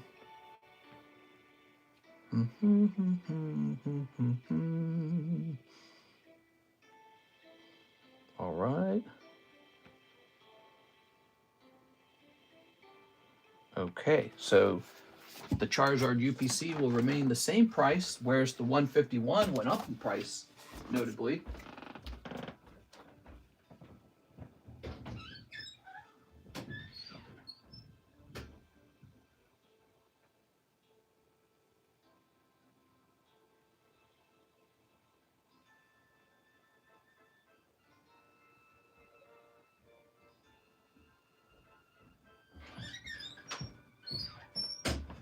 So if you're lucky in here, this thing can yield some massive gains. It's possible for this to flip into some truly, truly valuable gains, but you have to get lucky. It's all about how good are the promos inside and do the booster packs give you anything. Here it is, guys. Can't zoom out anymore. The YouTube app doesn't use the fish lens. Okay, there we go. I'm in Texas once a year. My company brings in company from Louisiana to give us a big boil. What if you're a seafood lover? It's like paradise. It's amazing. You wish you could eat it every day. It's also very expensive, so it's not reasonable to eat every day. Also, it's got a lot of salt in it. I'm pretty sure it's not that healthy because of the amount of salt. So, because they say too much salt's bad for your heart. All right. Seafood boils are legitimately a lot of fun. The flavors from all the seafood mixes and the sausage. How is andouille sausage? How do you say that word? It's like andouille or something. It's a Louisiana Cajun sausage, right? So that has a strong flavor. But the crawfish boil, I've never been to like a true crawfish boil. Those, I feel like those are truly a sort of very American. Oh, give me a second. Okay, toss that out of the way. Okay, you ready? So, look at that. I feel like the crawfish boil is a very American thing. But it's more like a Southern American thing, you know? It's really specific to the South. And you got this stupid thing. I'll throw that away. Andouille. Andouille, huh? There we go.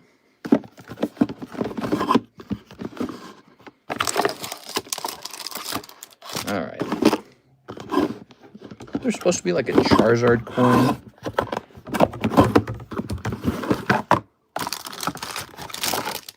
No, guess there's not. I thought there's supposed to be a Charizard coin in here.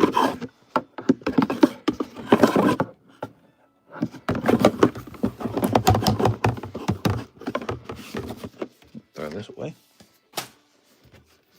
Guess yours didn't have a Charizard coin in it. Oh, let me look at this one more time. So there's like these metal things.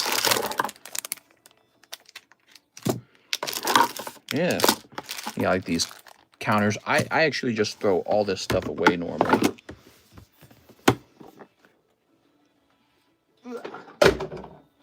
All right, so yours did not come with a Charizard coin. Curious. Ooh, that's exciting. I honestly always just throw these away. Sounds better than it tastes.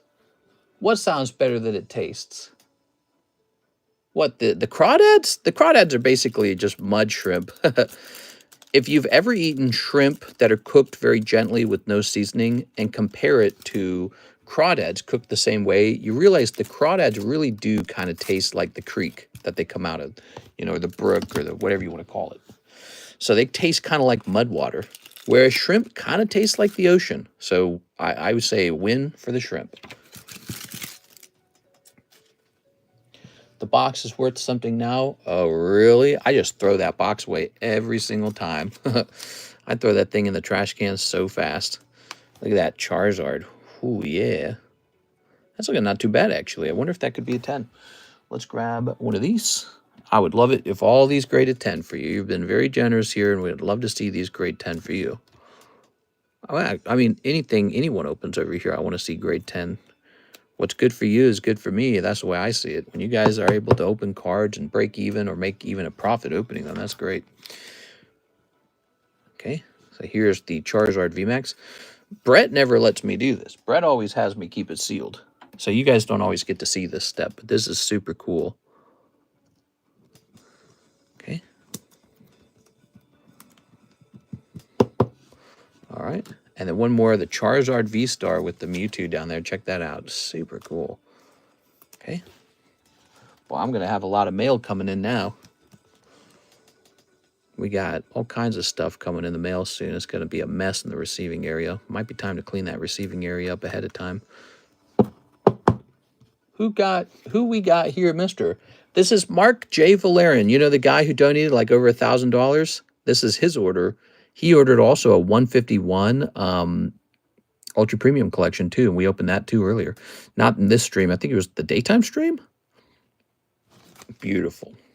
You know, we really ought to get more UPCs on the menu. Oh, I found it. Here it is. I found it. You're all good. Check that out. It was between the booster packs. I would have never guessed. I would have thought that would have slid out from between the booster packs. Now check this out. So what we'll do is we'll fold that in half like that. And then we'll turn that sideways and put it in here. Now the goal here so that the coin can never come out. There it is. So you got your Charizard coin. Gradable, by the way. I'm pretty sure anyways. Now let's check it out. We got 4 Fusion Strikes. We got 3 Evolving Skies. He could pull a VMAX out of there. He could pull that beautiful Umbreon VMAX. Here's some Lost Origin. I think then it goes Brilliant Stars and then Astral and Vivid. So this is an extra good box too. Did you notice it's actually missing the Darkness Ablaze?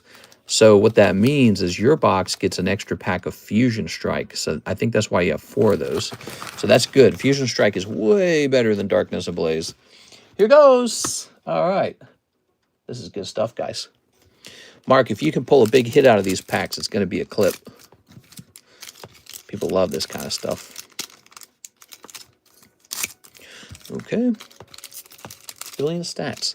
Snipping this. Oh, you know, I'm snipping this, and it's going to be in reverse now. It's going to be, we'll sort these after they're done. We'll sort these after they're done. I'm going to open them from worst to best, because that's really fun. Do you have Brilliant in your inventory? Yeah, actually, because it wouldn't sell. So all the other sets sold really fast, but Brilliant Stars was hard to sell to anyone. No one wanted it. As a result, it just sat there and sat there and sat there. Here we are. And so now I've got a couple cases of Brilliant Stars, and it's probably doing great. Okay, so here we go. So there is the Evolving. Here's the here's the Fusion. This is the Lost Origin. Here's the Brilliant Stars. And one more Brilliant Stars. Okay, and then here's the Astral, and here's the Vivid. Now, he really could pull 2 Altarts out of here, but the odds of that are astronomically low, but it's not impossible. It's not 0. Good luck. Let's see if we can make some people jealous tonight. Vivid. Starting out, not too bad. You actually pull SR Zarude out of Vivid. So that's not too bad. You start out with an SR here. Of course, back then, it wouldn't have been called an SR. What would it have been called? Look at that. Okay, now here is the Brilliant. Brilliant's going to give you a Heavy Ball Irida. Rowlet. Okay. Rowlet. Here's Psyduck. That's surprisingly a potentially good card if it was well-centered, but it's not. Grimmsnarl. So weird that opening these packs is considered like a treat now, because back when these came out, it wasn't a treat. We were just opening these all day long. It was just normal. You know, it was just normal. Kind of like the stuff we have now. It's just normal to open it. What the hell is happening? Hey, what's up, man? How's it going? All right. A second here. So, these are really fun to open. I had to make a video of this. Probo Pass. Saw you posting a score, Troy. Okay, on to the Lost Origin. Giratina Altart's in here. Giratina, however you guys want to say it. Haunter. And Hoopa. All right. So far, so cold. Now, the Fusion Strike. We're not really expecting super big hits out of these because we know how hard it is to get an actual hit. Cross Switcher. Okay. Here's Mantine. All right. Here's Cloister Deoxys. Very nice. And no luck, no luck. Now we're down to the Evolving Skies. This is not a surprise. We know it's truly difficult to pull anything out of these, so it's a high risk scenario. All right, these have never been easy to pull anything out of. Scarlet Violet, you know, every single box of Scarlet Violet's going to feel the same as Cosmic Eclipse, because there's, you know, if you missed the SR, the SIR, you've always got the ARs. But that's not true in this time period here. Although, no, you got like trainer galleries at some point, don't you? So, okay, so here goes. But Evolving Skies didn't have trainer galleries. This is from 2021. There's a 4-year-old set now. These boxes of Evolving Skies are selling for 2.4 thousand. Or is it 3,000? Here it is. You ready? They just keep going up. Copycat. All right. Toy Catcher Flourishes. All right. Come on. Come on. Cryogon. All right. Pokemon wins again. There you go. Totally unsurprised, but it would have been fun if something had popped out. It would have been a clip for sure. We probably still could clip this. I'll show this to Mike's side because we opened this up right here. So this could potentially be a good clip. I'll leave it up to him. Sometimes he doesn't get the content that he needs to make good content. And so, you know, if we don't have some crazy thing happen in the stream, he might start reaching for something else like this. Notice how we didn't pull like the best possible pull, but people will just watch stuff to watch stuff. This is going to say box of Charizard UPC. Might be able to pull a clip out of here. Okay, there we go. Very nice, very nice. Yeah, I liked being able to show these off because with Brett, he often kept them sealed and I couldn't show off these beautiful artworks. And then this golden Charizard coin is nice. Then you did pull a cute little Zarude, but the rest of this was tough as hell, man. Tough. Evolving Cry strikes again.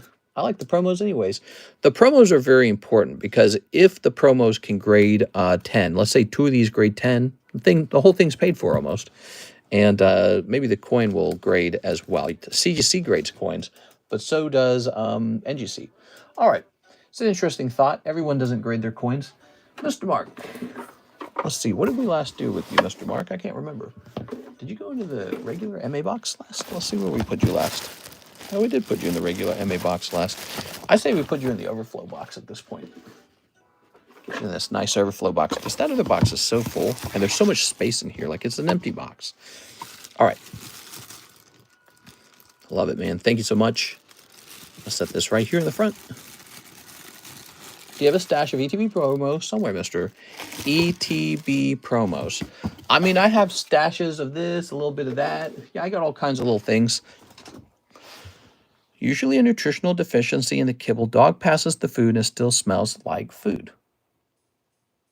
Oh, the Pomeranian that would eat his poop. Ugh. Yuck. All right. Yuck. Here's Javier. What's up, Mr. 4 Mega Brave. Mega Braves. You got it, man. So here's 3 Mega Braves that we almost opened for the wrong person. And then we need a fresh box of Mega Brave. Tossing that. 5 Mega Symphonias for Gundams. Damn. Okay. There's 4. And we're going to jump over here for 5 of these. 1, 2, 3, 4, 5. Thanks for the big order tonight, man. Mr. Mark did a big order. And he did a big order of the 151s, too. Very cool. Wrong person. What's me, mister? Who? What? Okay. Let me grab this. Oh, is this an open box? No, this isn't an open box. This is a closed box. Stack that over there. All right. No, we got the 5 of these. 1, 2, 3, 4, 5. Okay, so we got a nice sealed box of this. And then you need 4 of the Gundams. 2, 3, 4. All right. We just put out a Gundam video, and it's done pretty well, actually. If your dog eats its own poop, then you never need to buy dog food. Oh, my God, dude. Problem solved. Ew, that's so gross, dude. Let's see. I'm looking at some stuff here. Wow, this is loading really slow.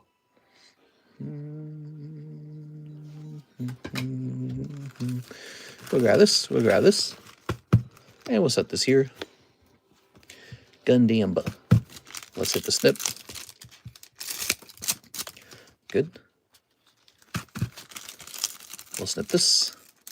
Good. We'll snip this. Sounds like an old Yeller situation. Very good. All right. All right. So he for sure doesn't have puppy breath. Ew.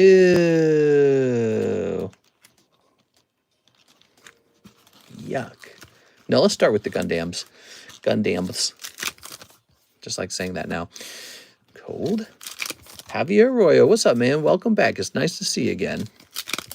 Here's these guys. And this guy. All right. So in this situation, that was a pretty cold round of Gundams. Okay. Now, how about these Mega Symphonias? Come on, Mega Symphonia. Cold. Here's this guy. Here's Alakazam. Cold. Oh, man, you're going to have a tough round in a second here. Here we are. Oh, yeah. I like that Steelix, man. That looks great. Wow. This set's super cool, man. That Steelix looks way better than the Steelix in that other set where he's, like, doing construction. I love how that just actually looks like a good Steelix, and that's it. Okay. Good. I wanted a new puppy, but got a kitty. Oh, no. So that's for you, Javier Arroyo.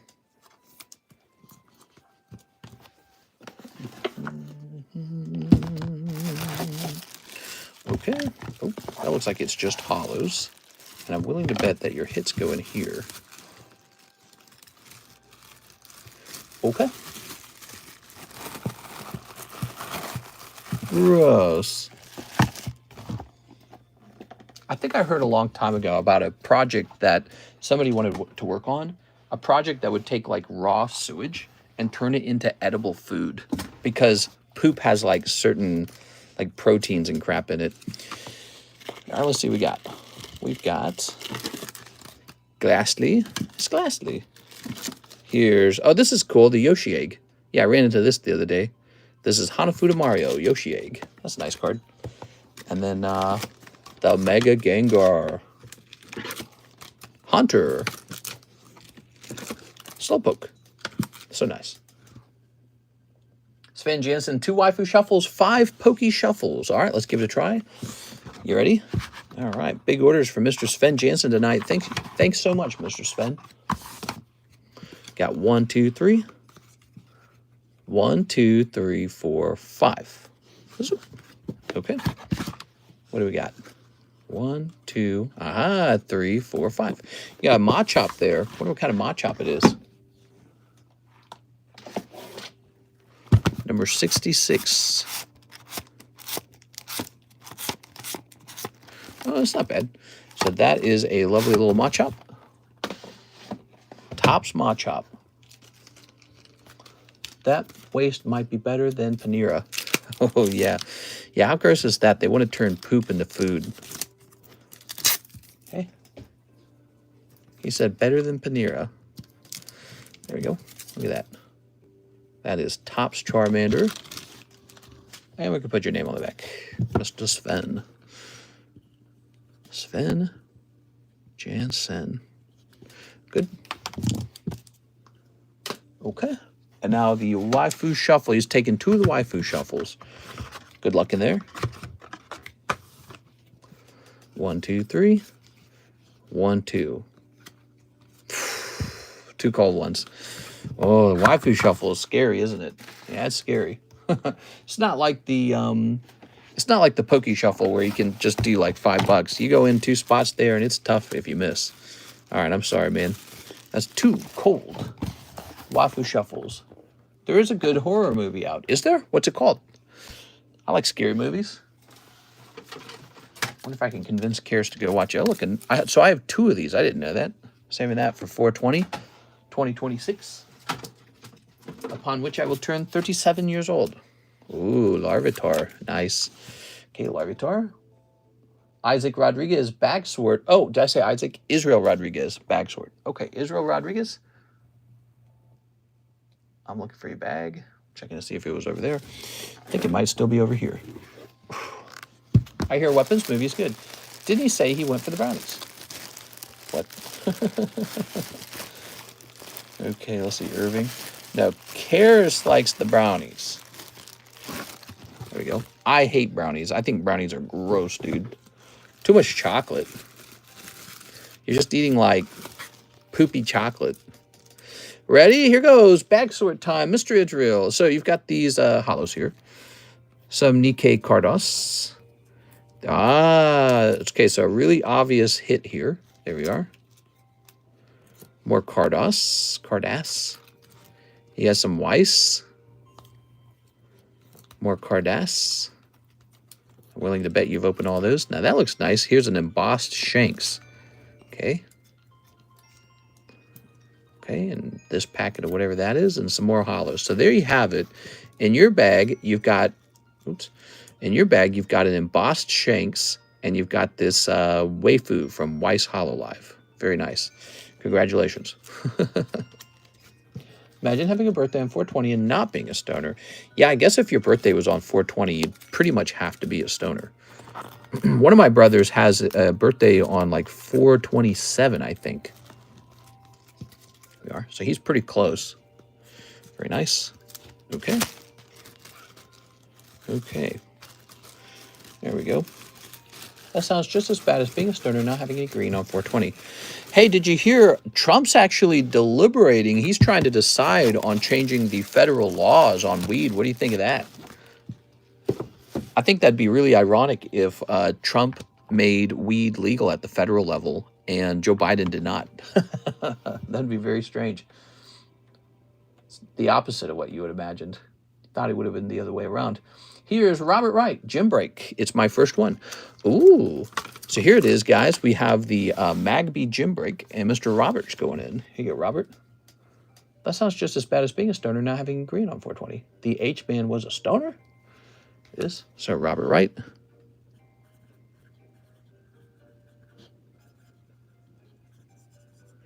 There it is. Okay.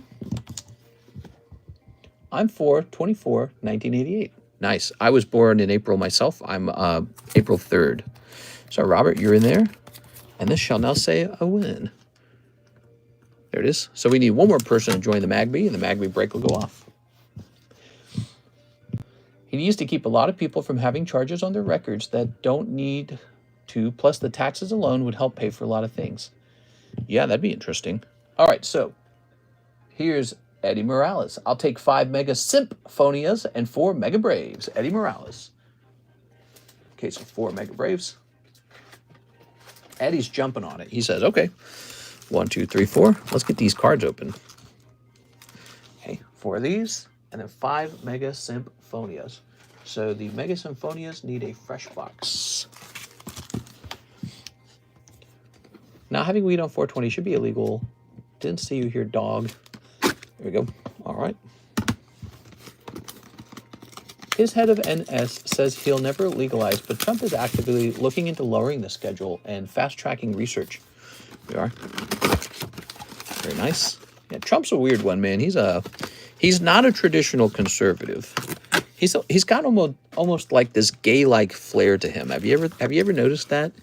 You know, like he likes things to be ritzy. He's making like a dancing ballroom using his own money in the White House. I could never imagine like George W. Bush doing that, because he would be all like, no way, I'm from Texas. Well, shucks. You know what I mean? So, but Trump's like, we gotta have a nice ballroom so we can all go. I'm a wonderful dancer. You know, so that's Donald Trump, and it's like it's a very weird thing.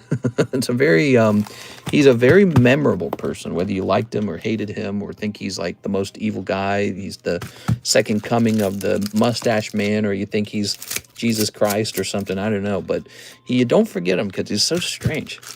Yes. All right, snip this. Very good. He is sassy AF. Yeah. He's very sassy.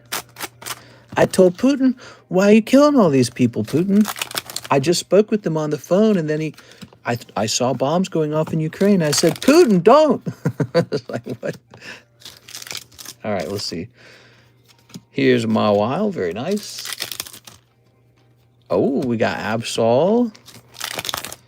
Oh, we've got Kyogre. Cold. Gardevoir. Here's, ooh, Shedinja. The Inja that sheds. And last but not least, all right, no luck on these snipey wipies. But you did walk away with some nice double R's and a Shedinja AR.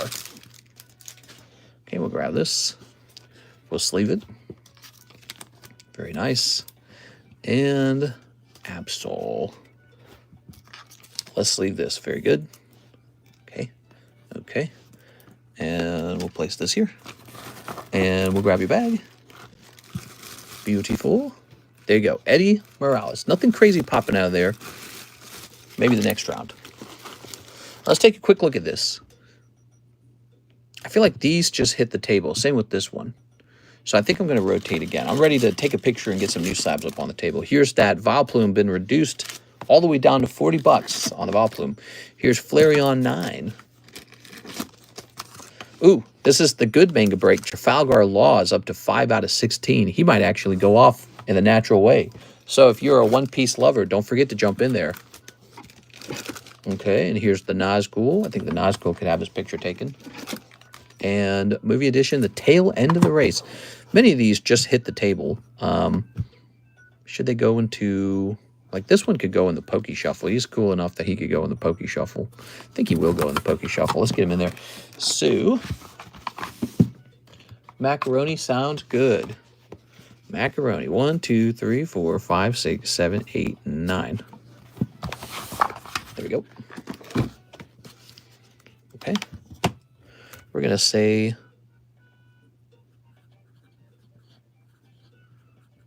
Larry... Whoa, what is this? Oh, it's Japanese. Wait, what am I doing? Where did these come from? Oh, did this come from the Pokey Shuffle? These are Japanese cards. You can't use Japanese cards. Japanese cards are no good for the Pokey Shuffle because the ink doesn't take. Let's try this again. Okay, that's all Korean. Good. You want the Korean cards because the ink actually bleeds into the card. 1, 2, 3, 4, 5, 6, 7, 8, 9. There you go. All right. Chicken strips with macaronis. That's like the ultimate picky eater food right there. Chicken strips and macaroni. Poker. Okay. Here's a good pull. I'm eating a ham sandwich and chips. Chips is one of those food items that if you're trying to lose weight, you got to give them up because chips are just horrible. Calorically, they're horrible. They're so bad. They're such a thin food, like it doesn't fill you up by volume, and yet they're like ridiculously high in calories. So, man, I like a good potato chip or like a Cheeto or something. I love the spicy Cheetos, but man, I had to give that. I even gave up popcorn. You know, they say popcorn's a good diet food, right? Not for me, because I'll just keep eating it and eating it and eating it, never get full. So I had to give all that up. Javier says, let's run it again. 5 Mega Symphonia. Well, you are lucky, Javier, because someone stepped in front of you to try and snipe that, and they didn't manage to. 1, 2, 3, 4, 5. There it is.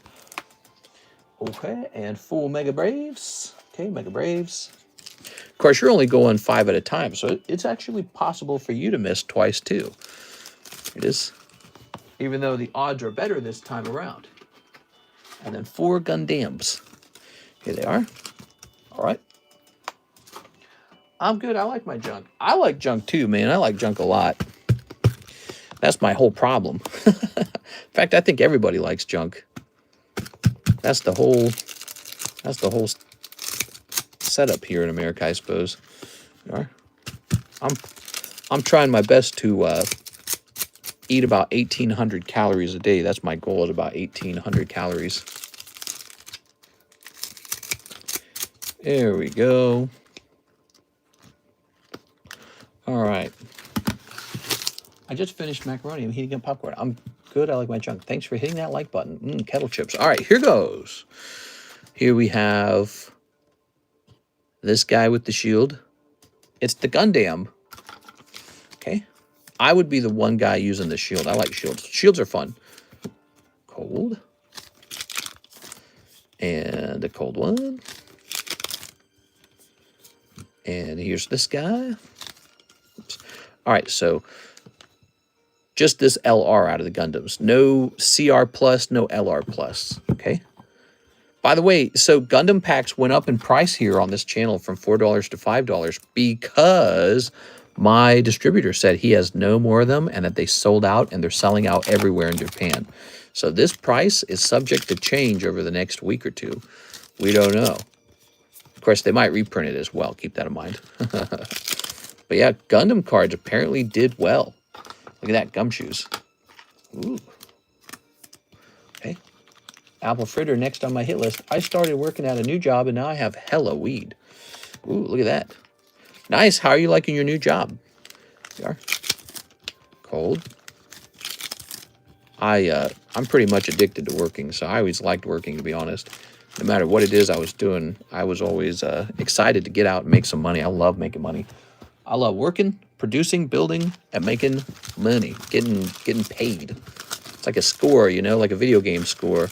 I love video games because I like the rewards in video games. And I like working in real life because it's the exact same idea. Here we are. Ooh. So this time, Mr. Javier, you did a bit better. You picked up the AR and you picked up an SR. Now, I believe there's another SR in that box, but you got Mega Obama Snow, and then you got Donald Trump, who we were just joking about, and then you got a nice LR. So I think this round's nicer. Only problem is still nothing crazy to call home about. You know, like, Mom, I did it. Mom, get the camcorder. I'm just working till the end of the month, and then I'm going to move closer to the kiddos. Weed store job with benefits. Here we are. All right. Toss this up here.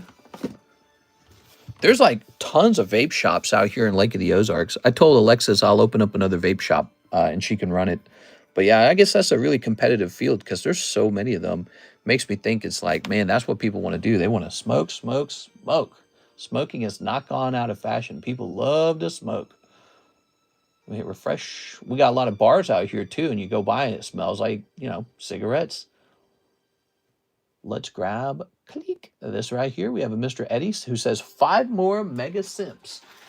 Eddie Morales, 5 more Mega Symphonias. 1, 2, 3, 4, 5. Okay.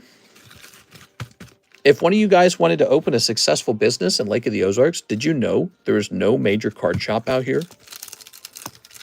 No major card shop in Lake of the Ozarks. They're opening like everything out here right now. Lake of the Ozarks is like exploding right now. They're just opening absolutely everything they can. We just got our new water park. It got purchased and upgraded.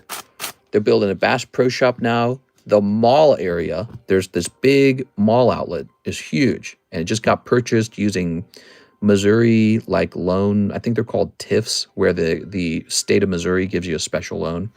The Indian casino is apparently still in production. There's going to be an Indian casino because they don't have to listen to the state laws to build an Indian casino. They just need the federal government to approve it. So they're still trying to build a casino. And there's this huge rocky area that they have blasted and turned into like a really big empty lot. I'm almost certain they're going to build something over there, but they probably haven't announced it. And they've got this giant, massive cleared out area. It was going to be a top spin, but then or pin seekers or something like that, like a golfing thing. But I heard that the parent company was having trouble. So now that might get turned into something else. The actual neighborhood that I'm in, there were like these near the entrance to the neighborhood. There's these huge condos, really nice ones. They're clearing out a massive chunk of land right there. And I don't know what they're going to do, but there's all kinds of construction equipment over there. So it doesn't matter where you go. Everything's getting built out here right now. Chick-fil-A just announced they're going to build a Chick-fil-A. Right next to our McDonald's, there was this closed up fast food restaurant, and it was like all shuttered, and there was a big gate around it. That's all removed. So they're about to turn that into something. I don't know. Nobody knows what that's going to be. They just opened up some sort of fancy pizza restaurant. It's exploding, man. It's really crazy. So just in the last like couple months, all these announcements are very interesting. Here's Mr. Eddie Morales. Mr. Eddie. Okay, Fast Eddie sniping the Snover. Tariffs are crushing my friend's vape shop, and he's the oldest in the area. Yeah, crushing, huh? I mean, do you mean like he's making a smaller margin? If his shop was already doing pretty well, the tariffs wouldn't, put his shop out of business. It wouldn't put his shop out of business. The tariffs aren't like 200% or something, but I think vape shops are probably oversaturated. Everyone wants to run one. They're like GameStops. They're freaking everywhere, dude. Every block has a vape shop. Everyone wants to be a vape shop guy. And it's probably extremely competitive. But yeah, it's difficult. All those vape shops are located, they're all sourcing their product from China. So, it's probably a great business model. You know why? Because you just import all this trashy vapes from China for like a nickel per unit, and then you sell it for $20 on your shelf at your nickel shop or at your vape shop. And there you go. Now you have an import from China business, which is basically what Walmart is. And so if Donald Trump comes in and says, we're gonna collect taxes on that now, yeah, he's gonna make less money. But I wonder if he goes out of business from that. That would suggest that your friend was already struggling, because the tariffs alone would not put you out of business. Finding a wood-fired pizza oven is rare after Biden. Oh yeah, I forgot about that. They passed a law that said no more wood fire ovens, but that was just in a certain state, right? Um, you could probably find that out here. Longest in business. Smoking is cool. I love this job. Sucks. I have to leave it. Okay, let's see. So let's go ahead and click on this. I think we are out of orders. It's 3:48 and we are out of orders on a Monday night. It's a Monday night. No, some orders are held at the border. Others have increased import fees costing 2 to 3 times the order. Now, he's lying to you, dude. I import stuff from China myself, and that is not true. So that is 2 to 3 times is not true. But yes, there is a tax. And here's what happens, by the way. So you and the person selling you the product talk about the cost of the tariff. So like, for example, let's say in the past, I could get a case of cards for $1,000. Well, now it would be like 1,000 plus 15%. And so what this means is either I have to take a smaller margin or the supplier has to take a smaller margin, or we split it between ourselves in some way, because he knows the higher his price is, the less of it I'm going to sell. If I were to take my booster packs and raise the price on you guys won't buy it anymore. You'll just say, no, that's too expensive. I'll buy this other thing because it's cheaper. So that's how it actually all works. It's not as simple as like, oh, it's a straight tax or something like that. It's more like it sort of gets absorbed by 3 people, the consumer, the seller, and the supplier. It gets absorbed. And yeah, and that's how it works. Because like the Oreo company, they try to find the equilibrium for the price of an Oreo cookie box. Maybe that equilibrium is $3 per box. If they raise the price of the cookie box, they might bring in a higher margin, but they sell so fewer units that they actually make less money. So that's how they come up with the $3 per box. So, let's say the cost of the supply goes up because of a government introduced a tariff. Well, that doesn't mean that now Oreo cookie can casually raise the price of their cookie to $4. The reduction in sales can be so severe that they're better off losing the margin on the product at some point. So more likely the equilibrium for the price shifts. So the price of the cookie might move to 3.5 or something like that. But the government has successfully taxed the 3 of you, the supplier, the business, and the consumer. It's very interesting because, raising taxes on people is very hard to do in America. And somehow Donald Trump is managing to do that.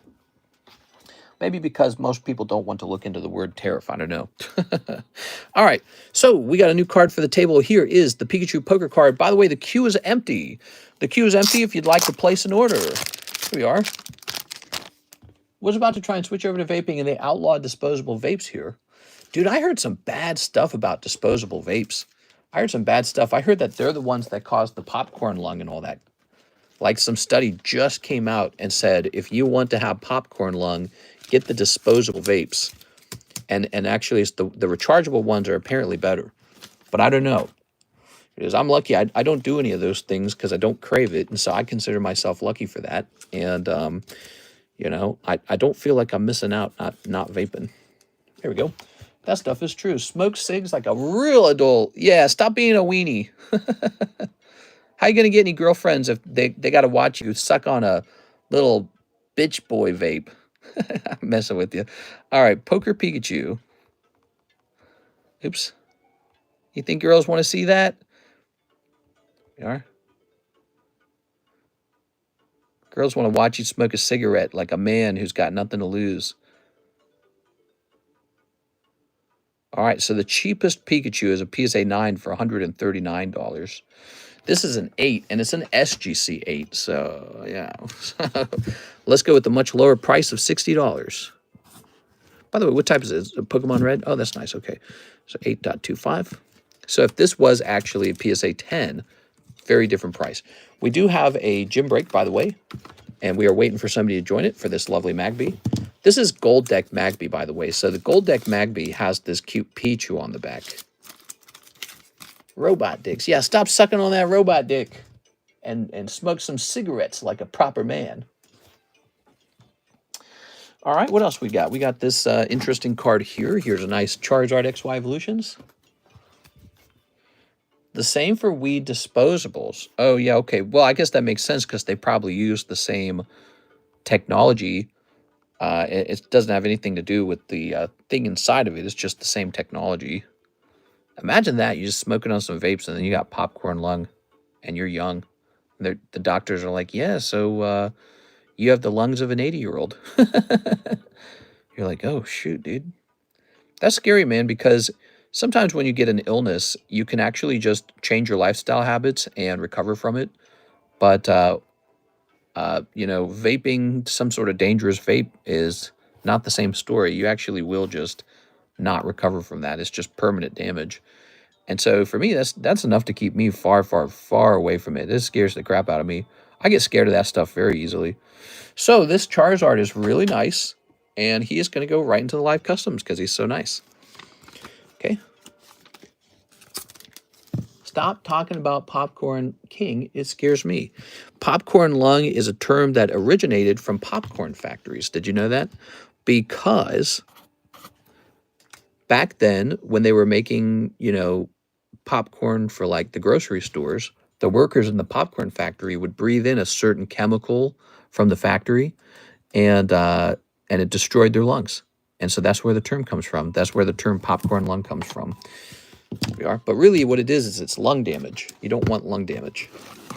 Okay, we got 1, 2, 3, 4, 5, 6.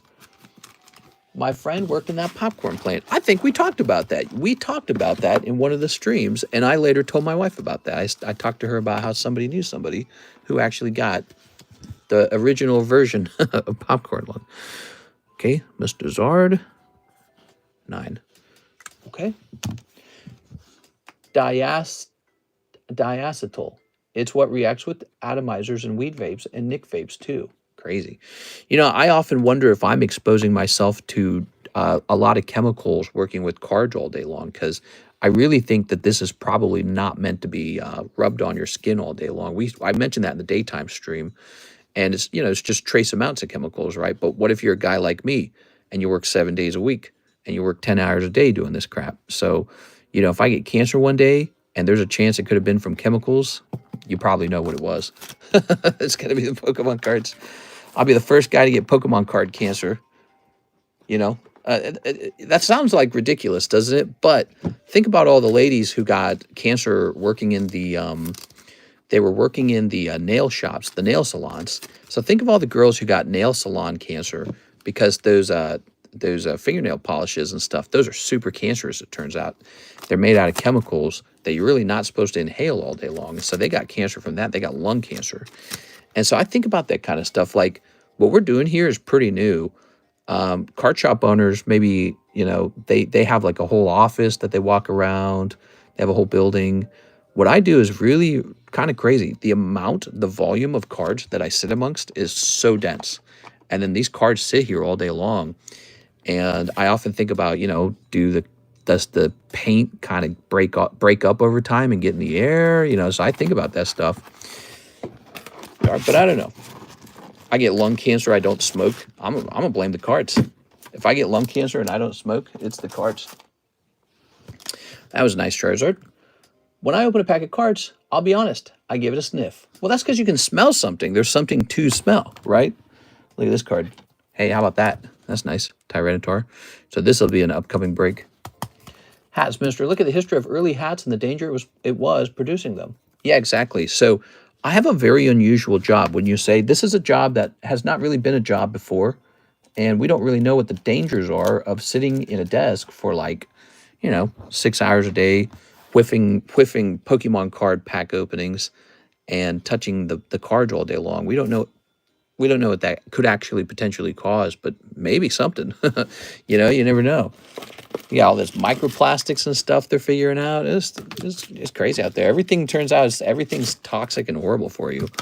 And it's pretty annoying, isn't it? Pikachu's going to go in the customs here, the Poke Shuffles. 1, 2, 3, 4, 5, 6, 7, 8, 9, 10, 11, 12. All right, 12 of these. By the way, the binder break is now up to 3 out of 7. There's more people in the binder break. Take a look at that. The binder break's huge now. It's got a ton of cards in it. Way more cards than it used to have. Okay, so let's see. A lot of people made donations to it. Poker, Pika, 8.5. Hector, man, this RuneScape music makes me want to go to a freaking like Renaissance fair, man. I haven't been to a Renaissance fair in years. I'm gonna go to a Renaissance fair after listening to this. Honda Civics with spoon engines, and on top of that, he just walked into Harry's and bought the 3 T66 turbos with NOS. Early printing press hazardous chemicals. Fortunately, we don't have a bunch of those today. Even too much of a good thing is bad, mister, like oversleeping and eating fish. Yeah, ChatGPT was warning me not to overeat sardines. I told you guys that I have some fresh salmon in my fridge right now because I was actually talking to ChatGPT about my sort of like the way I eat. And it mentioned that I should not eat so much canned food and processed food like ramen. It said I eat too much ramen, I eat too much canned food, in particular sardines. And so it said, you know, the sardine tins are probably not that healthy for you, even though sardines are very healthy. But it said you should be eating fresh sardines. I was like, fresh sardines? Where do you even get those from? 1, 2, 3, 4, 5, 6, 7. But so it mentioned that I should find where I can buy like fresh salmon and go buy fresh salmon and stuff like that. I was like, all right, no problem. But, you know, the reason I like the sardine tins is because they're so easy. Middle of the night, you don't want to cook. You just peel back the tin, drain the oil out, and then boom, you got some nice sardines. You know, that's why I like it. But it's weird. I've always liked food like ham. Crab, ham, sardines. What do they have in common? They're all very salty. And so I like salty cured foods. And tail end race. Okay, that's going to say 10. Okay. ChatGPT told me that paleo diet is the best way to eat. I guess that's not what I was told. ChatGPT, you know, wants me eating like basically like rice, broccoli, and chicken breast, which is kind of what I've been trying to do anyways. That's what yesterday night I had, it was mashed potatoes and baked chicken. So I've been doing pretty good on some of that stuff. Here we are. Okay. All right. And here's this. And here's this. Yeah, I've been eating really clean lately. With NOS? That's paleo. Whatever you want to call it.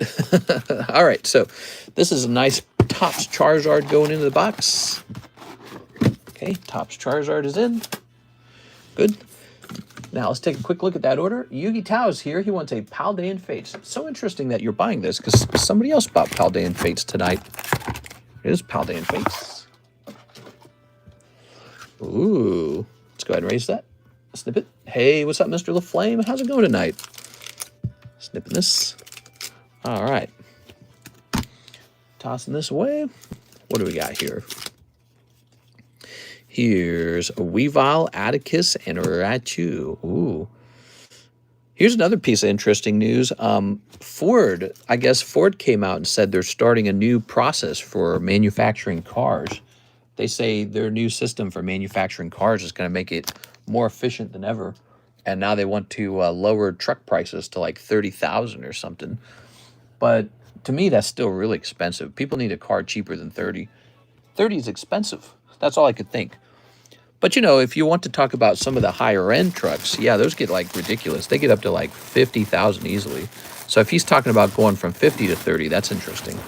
But they want to create trucks differently. They want to make them in a way where I guess they're assembled into 3 major parts that then just get pushed together. And they didn't used to do it that way. We have a contract with Ford at our factory. Blanken, Kentucky. Yeah, is that where they're building it? You know, I find that very fascinating. They didn't choose to open up in, like, let's say California, for example. They want to open it in Kentucky. And, you know, so I think that states like Florida, Kentucky, Texas, even Missouri, Tennessee, tax-free Tennessee, those are very interesting places right now because, you know, people want to open up their companies in a place where there's opportunity to hire an affordable employee, and there's a lot of available cheap land, and, you know, places that are heavily developed like New York City, Chicago, maybe Washington, D.C., maybe like California. Those are harder choices. I think that's a tougher environment to try and, you know, be able to turn a profit on, maybe like car production or something like that. So I find that stuff very fascinating because I watch that. Or it's you know, making like an economic guess about what happens next in the country. That's like a game for me. It's very similar to like Pokemon cards actually, because I like to guess what happens next with the Pokemon cards, and that's who I am, I guess. You know, that's how I fit into the world. There's all kinds of different guys. Well, I'm the guy that's sitting around trying to figure out where money's going to be moved to. It is that to me is extremely fascinating. It's betting where money is going to be moved to. Ooh, look at that. Could be due to the logistics infrastructure in Louisville, but they're just going to outsource those jobs. UPS hub is huge, and the airport is near the river, which near Indiana and all the highways. Yeah, Indiana is really close to me. I've been to the city of Indiana. I spent a week there in Indiana. That was one of the places I've been. It's cool, man, Indiana. All right, so we took care of Yugi Tao.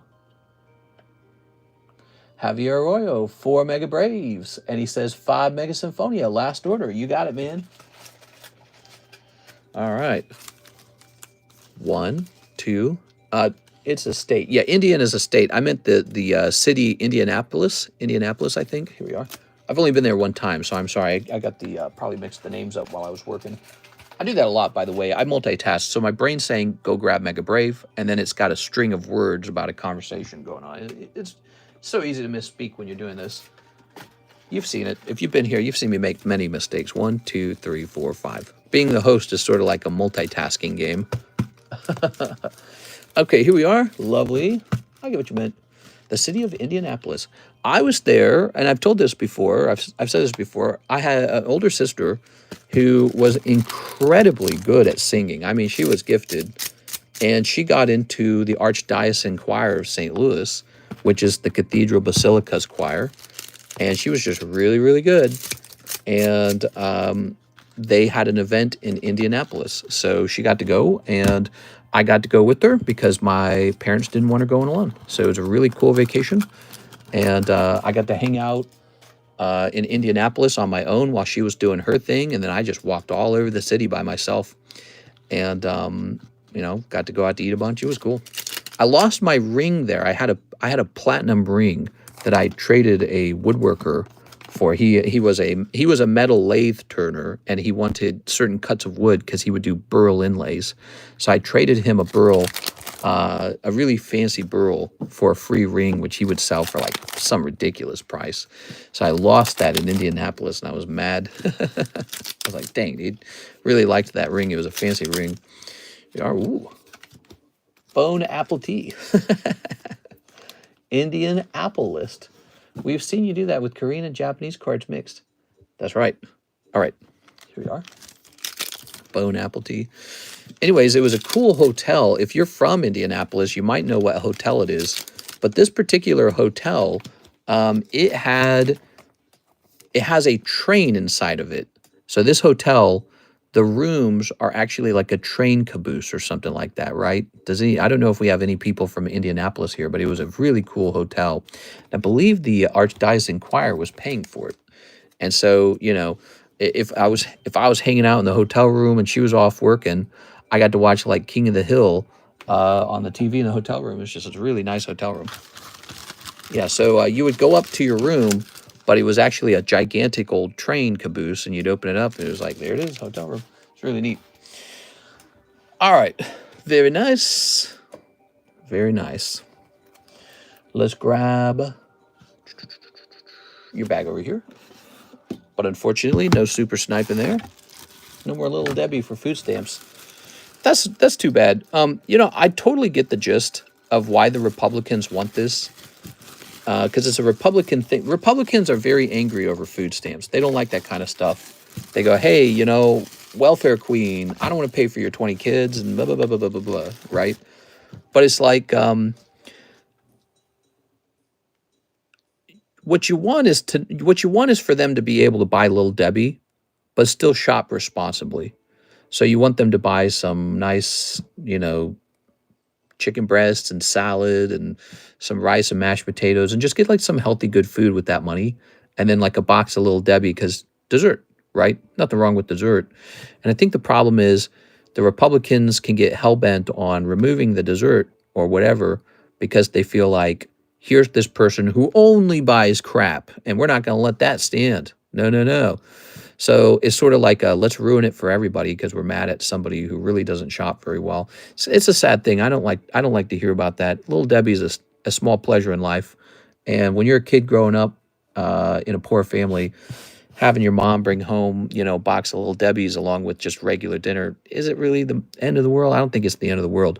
But again, I think the Republicans have an image in their mind, or anyways, the people who are working on this subject, they get this image in their mind that there's this person who shops real bad and that's all they buy, welfare queen, and they just buy garbage. And you're just like, I don't want to pay for your garbage. So it's a tricky thing. All right. They can still get Betty Crocker. Really? Oh, well, maybe they'll just get Betty Crocker. We had Betty Crocker growing up. That was a common dessert, actually. Home-baked cake. Here's Nathaniel Martinez. 2 Lord of the Rings action flips, 1 Carddass Nikke. Got a bag. Hey, what's up, Nathaniel Martinez? All right, so... they probably want to remove EBT for, like, sodas as well. Sodies. But we didn't really have those growing up. But I kind of get it again. It's like... You shouldn't be buying soda. You shouldn't. It's a waste of money. If you're so poor that you need me to pay for your things, and then you're just going to spend it on something that's really not a necessity. Soda's not necessary. You can just drink water. But and then you have the other feeling where it's like, well, I don't know.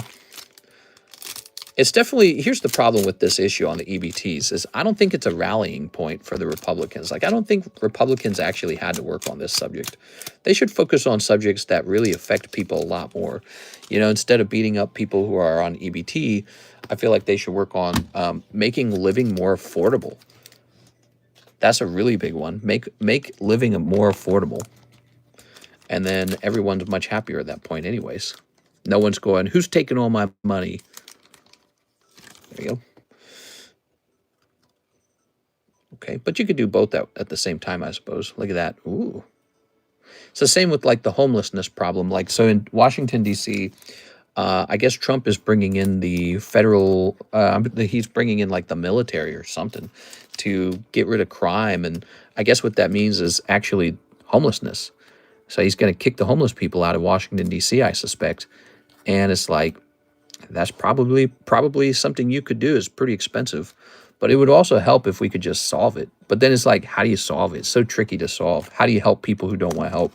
So it's just one of those really tricky subjects. Some people just want to actually do drugs.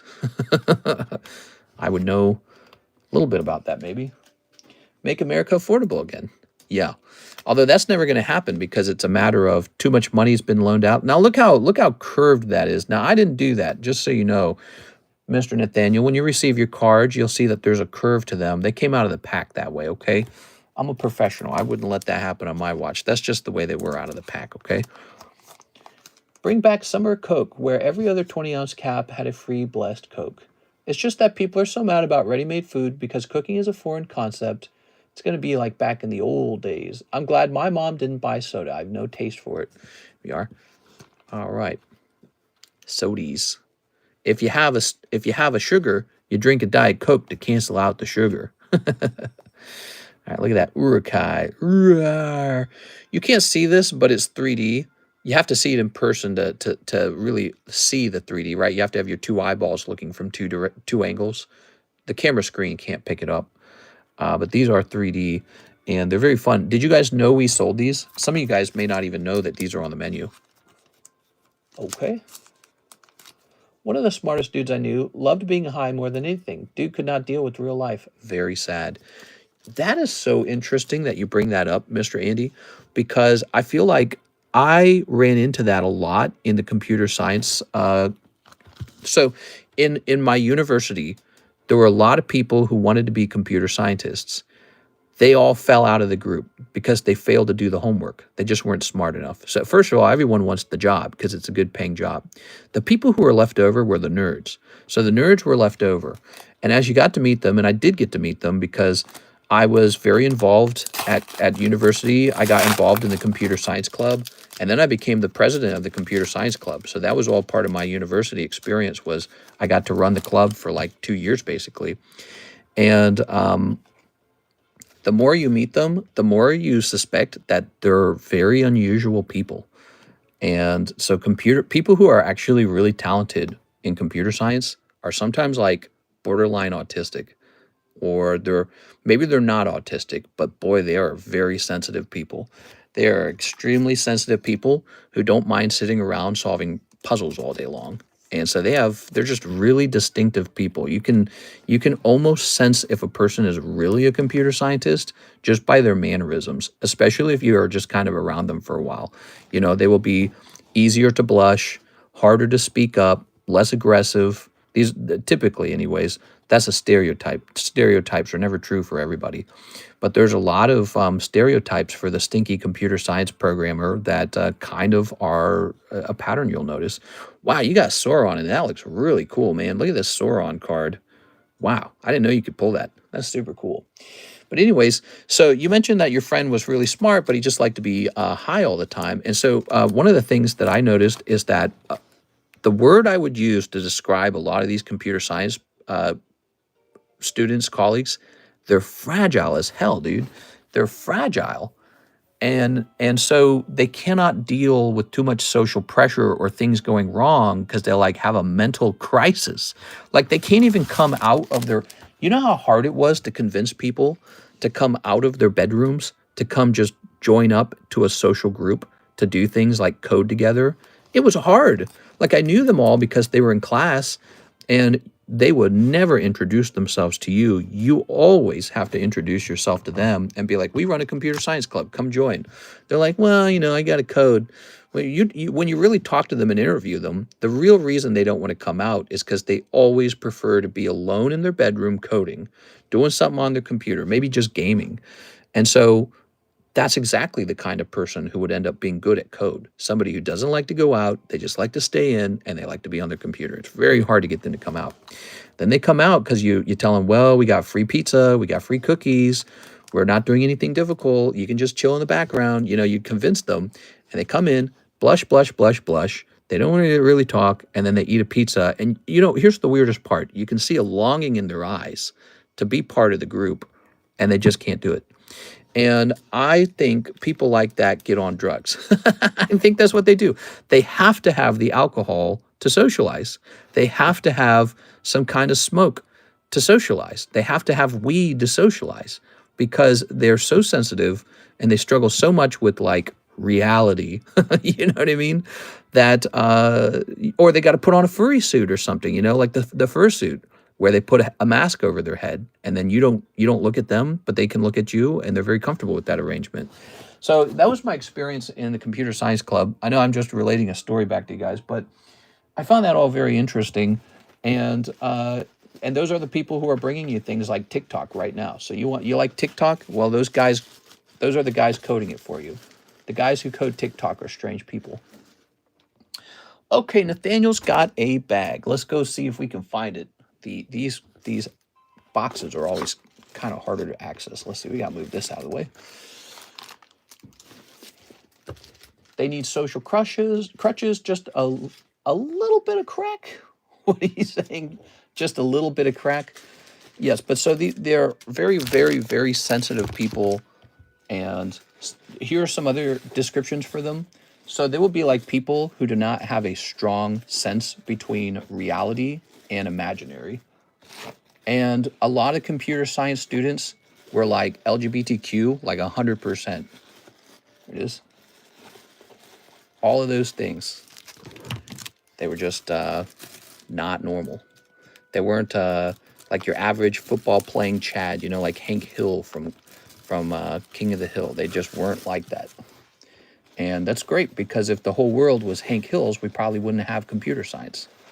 So, okay. Because he would never do the computer science. He's too busy being himself. Put this back over here. All right, thank you so much.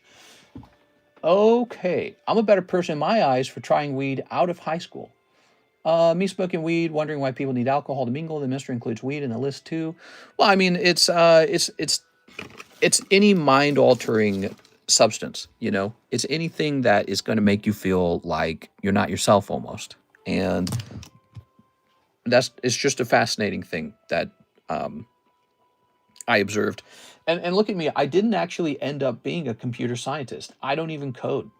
I managed to code. Like I got through it with mostly B's. I wasn't an A student. Joshua Ramos, one raw shuffle. In the end, I got a job as a communicator. That's my main job here. I'm a communicator. I communicate. I talk. And so that was exactly how I fit into the computer science club too. When I got that job as the president, I was the talkative one. So I just talked. I was like, we should do this. We should do that. You know, I like to talk. I like to build. And look at me now. I'm doing mostly that. It's not about the coding for me. And I suppose I could have gone into coding, but this is like perfect. I actually like this much better. Coding was so difficult. There was so much effort, and it just you got to be willing to go into a certain state of mind to get it all done. It's like extreme gaming almost. All right, so a Crimson Haze. I'm looking for that Crimson Haze as we speak. Is it back here? What do we got back there? What is that? That is Ancient Roar. Ah, there it is, Crimson Haze. You got to go into a certain mathematical mindset. Pure logic mindset. It is. Here we go, Mr. Joshua. That's a Poke Shuffle, and you asked for a Raw Shuffle. Here we are. All right, let's try that again. Very good. Raw Shuffle, not Poke Shuffle. Oh, you guys noticed it too. 1, 2, 3. All right, so there's your Raw Shuffle. Here goes. What do we have? Ah, that's going to be a cold round in the Raw Shuffles. You picked up some hollows, though. So those are cute. Okay. Very nice. And now here is the Crimson Haze. How much you bet I can throw this ball over them mountains? Even coffee and sugar are coping mechanisms. Maybe. I like coffee and sugar. And coffee and sugar just make me want to, you know, like punch a hole through a wall, but in a good way, in a positive way. Like, yeah, we're going to get it all done. Boom, boom, boom, boom. Yeah. So I like coffee and sugar because it gives me that. It's my go-go juice, right? Like, what was that? The girl, Honey Boo Boo, she got like a mix of, what was it, like Mountain Dew and energy drink or something? Joshua, that's a cold round. Sorry, man. I like my go-go juice. I got coffee right now in the fridge. I like to buy the pre-made coffee. Here we are. All right. Ugh. Then I'll use like a stevia or something like that in it. So I'll have like a coffee with the stevia in it. Now that's Mr. Whipple. Let's get this into Joshua Ramos' bag. Here it is. Okay. Thank you, Joshua. Appreciate it. Okay. What is with these boo-boos? The La Boo Boos. Yes. All right. Good. Yugi Tao sends in for another Paldean Fates. So let me take a quick look at these Paldean Fates, by the way. I'm very curious about them. I don't think we've repriced Paldean Fates in a while. And we had an unusual Paldean Fates order earlier in the stream. Okay. Oops, that's not what I'm trying to click. Get out of there. Go over here. Ah, here we are. Okay. So...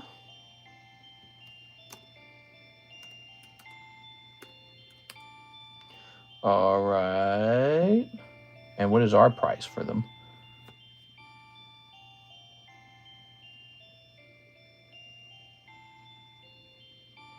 All right, pretty close. Okay, let me go get some Paldean Fates. I'll be right back. I got to get a fresh booster bundle.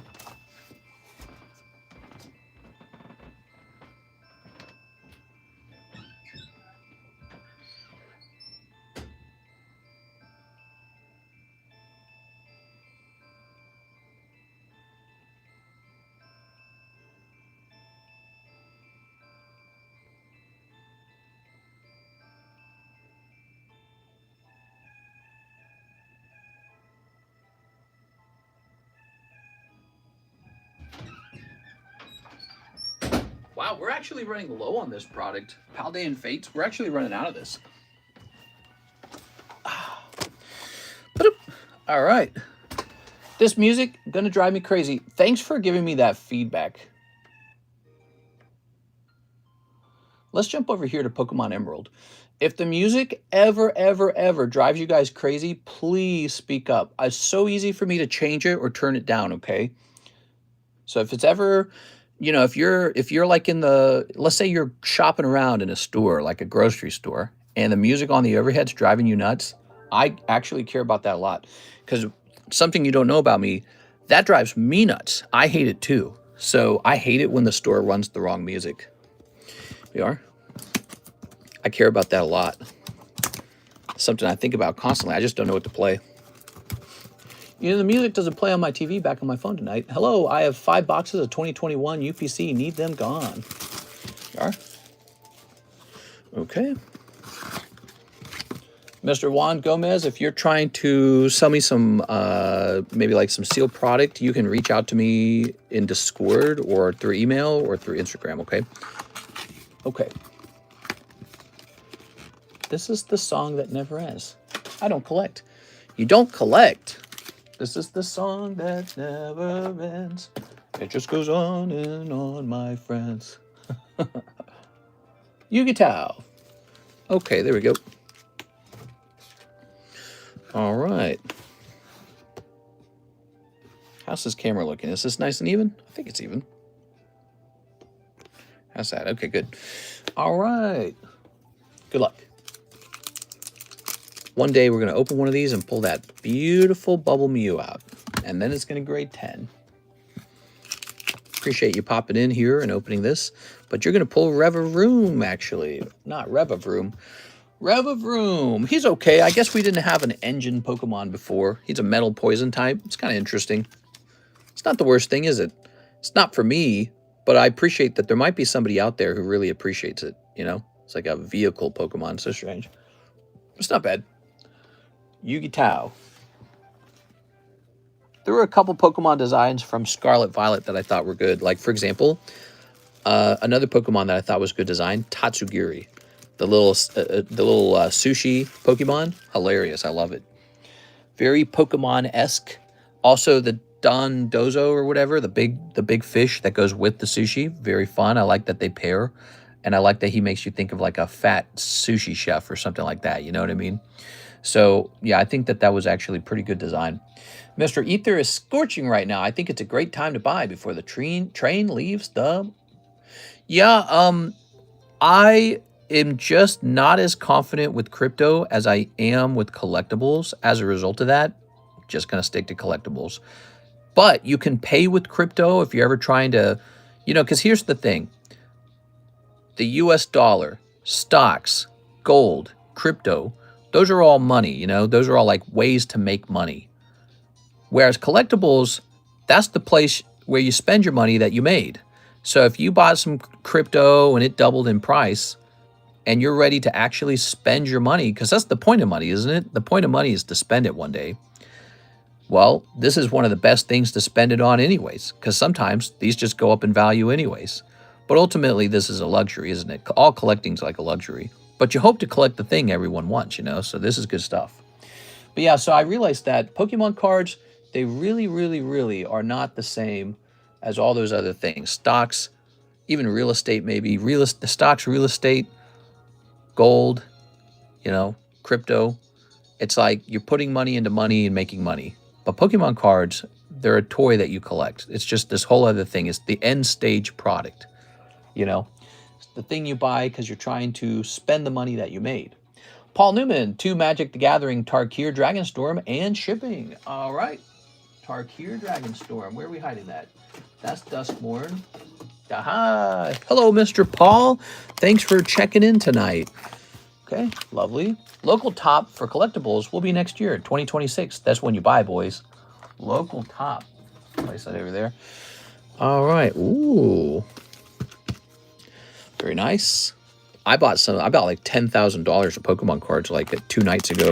I did some deep spending on some stuff. I saw it and I said, wait a second, I want that.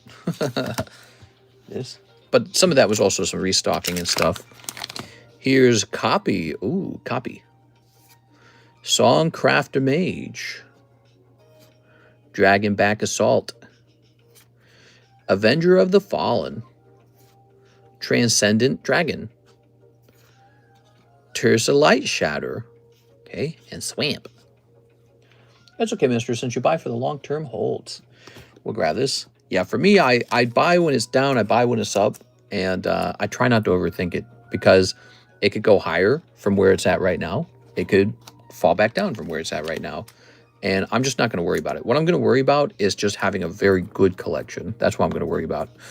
Swamp Boulderborn Dragon. I love this card. Rolling Dragonstorm. Jeskai, Inspired Vanguard, Kishla, Underfoot Underdog, Ice Ridge Serpent.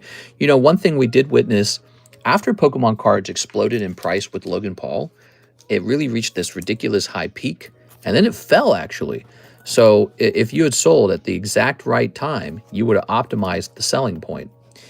And then it recovered during like 2021 with the release of Evolving Skies. And it was up for a little while, and then it fell like a rock at the release of Scarlet Violet era. So Scarlet Violet era comes out, boom, it falls like a rock. People were pooping on the game, even though it got like record numbers of sales. By the way, check out this. We still need somebody to join this Magby, but we got record numbers of sales for the video game. But a lot of people felt very negatively about the video game too. So it was, including myself, like the new Pokemon designs. Okay, you ready? Dragonologist. Is that a real job? I don't think that's a real job. Okay, here's Taigam, Master Opportunist. Baron Steep Siege. Anok, Strike Leader. Bloom Vine Regent. Oh, that's a weird card. Look at that. Huh. I ought to learn how to play Magic so that I can make my wife dislike me. Sagu Wildling. Ooh. Man, these cards are so cool looking. Here we are. Okay. Oh, I'm going a bit fast. Twin Maw Stormbrood, Marshal of the Lost, Bone Cairn Butcher, Alchemist's Assistant, Trade Route Envoy, Narset's Rebuke, Coordinated Maneuver, Bloodfell Caves. Logan Paul was the local top last cycle. I think the local top for this cycle will be next year after the 30th anniversary. Yeah, you know, again, what you're trying to do is you're trying to predict the peak before something goes back into being like a bear market or a buyer's market or whatever you want to call it. And I think that some of my best purchases still occurred during the Logan Paul time period because I actually bought so much during the hype. And some of those cards did poorly, and some of them did very well because all the prices on the cards today make that time period look cheap. If you could go back to Logan Paul and buy cards then in 2020, you'd be getting them for like a nickel, it feels like. So ultimately, yeah, maybe just holding them long term, unless you really don't believe that they're going to do well long term. If you think that Pokemon is sort of this short-lived, you know, one-hit wonder, Black Swan event, overpriced bubble, about to become Beanie Babies, you know, if you got that mindset about it, then yeah, maybe you want to hit that perhaps optimal time for like a flip. You're trying to do a flip, right? But for me, I do have a long perspective. I think that people will keep making money. The crypto guys will keep making money. The stocks guys, the real estate guys, the guys with high-paying jobs, and then they're going to have all this money. They're going to go, what do I do with all this? They're going to collect. That's what you do with it all. That's what you do with it all. And so we're entering a time period where the millennials are going to become CEOs. The millennials are going to become executive officers. They're going to become business owners. They're going to be inheritors, like their parents will pass away, and then they'll inherit $1 million. And the millennials will just keep collecting for a long time. And one of the best collectibles will still be Pokemon cards, because that was the thing for those millennials. 1999 Pokemon cards, you know. So I'm all in on Pokemon. And again, it's not like an asset, but it's just this thing people are going to want to buy because that's where the nostalgia factor is. But also, it is kind of an asset if you're a Pokemon card shop and make your money, you know, a little bit of money at least in ad revenue. Mr. Paul. So I'm still pretty sharky on it all. Mr. Paul. Just like I said, I bought some more cards. What was it, 2 days ago I said? I bought a nice chunk of cards. Because you don't know if it's going to have a big fall off soon. It might not. I will say this. During that time period I mentioned where the cards fell in price after Logan Paul, that was mostly modern cards that fell. Because what happened was all the cards started returning from PSA. Paul, where is your bag? Here we are. Oh, here we go. We got another P box here. Let's see. Maybe it's in this box. Aha! Ooh, man, we got a lot of boxes over here. We might have too many boxes for the P bags because they're not that active. There we go. All right, Paul Newman. So, Paul, I'll print you a label that leaves more room in your bag to add more cards if you like, okay? So if you want to add more to the bag at this point, feel free. And let me go get you set up. Yep, Pokemon will always have the nostalgia, very good long term. I think it's good just because it's the time period. It's the time period that we're in. We are in the millennials getting old time period. And they're going to want to collect some things. And one of the interesting things they're going to want to collect is definitely Pokemon. Maybe Legos, maybe Furbies. I don't know about Furbies, but definitely Pokemon, no doubt. Maybe a little bit of Digimon, maybe a little bit of Dragon Ball Z, maybe a little bit of Magic and Final Fantasy and all that. But Pokemon's going to probably be top because it was the top eye catcher in 1999. It wasn't even close. No other toy stood close to Pokemon. And over time, it continued to hold attention. Here we are. All right. Thank you, Paul. Put the sauce in the bag, Paul. The sauce. Here we are. Did I hear Digimon? Yeah, Digimon. Give me my Digis. I want my Digis. There we are. Okay. Gabriel Gallegos. He says 2 spots in the binder break. 2 spots? You got it, man. You guys want me to show off the binder break again? So this is ticking up to 5 out of 8. Market's too inflated. And that's the question really. Is the market too high right now? And there is no super easy metric to know for sure. That's like what people do with like crypto and stocks. Like, oh, the stock market's in a bubble. And then next year it goes up higher. And you're like, oh, I guess I should have bought more. And it's hard to say that. But then also sometimes it does pop, you know. Sometimes like Bitcoin went down to 15,000 after the Sam Bankman-Fried guy was and his freaky hot girlfriend. Turned out they had faked a whole bunch of numbers or something about how much of their assets they had. But they had swapped in their own crappy crypto and claimed it was equivalent to like the US dollar or whatever it was. Whatever the trick was in that story. So all these are part of this binder break. This is actually a really nice card. This is General Mills Ponyta. Did you know that? So we got the Charmander and Charmeleon, Eevee, Tyranitar, Moltres, Crobat, this pointless Tropius, who's only in here for $1, Tinkatink, Varoom, Tinkatink, Dragonite. Okay. I don't know if you noticed, but do you have that rich white man laugh like Jeff Bezos? No, I do not. I feel like I laugh like a nerdy guy who plays video games. I don't laugh like that. Yes, very good. All right, here we are. Definitely a nerdy laugh. So best time to buy will be in the bear period, not when Evo Sky's booster box is at 3K. Yes, but you say that, but think about it. After Logan Paul, prices fell, but not for the good stuff. That's what I'm saying. The good stuff never did fall. It went sideways. So Logan Paul time period was like this, right? It went whoop, it went straight up, and then the crappy stuff came way back down, right? But what did the good stuff do? It went sideways like that. The good stuff never did go down in price. And now we're in this new time period where this is going back up and this is going back up. So they're back up like that. But this stuff never fell. This stuff actually, I guess what you would say is it went up like this. And the bad modern that nobody trusted, modern fell like that. And a lot of the collectible vintage went sideways like this. Why would I know this? Because I was sitting on a ton of it. A ton of the modern, it fell because everyone had this same theory pushed by YouTubers like myself. Everyone had this same theory that modern was overprinted and that we were in the junk era. You heard, I didn't say junk era, but you heard a lot of other YouTubers say junk era over and over and over again because they were comparing it to like baseball or whatever, sports cards. And they were saying Sword and Shield is the junk era. And, oh, yeah, and Scarlet Violet, people don't like the designs, you know. So you heard that over and over again, and Modern crashed like crazy hard. But could you ever go buy a cheap box of like base set? No, you could not. And I would say vintage boxes did get a little bit cheaper, but not that much cheaper.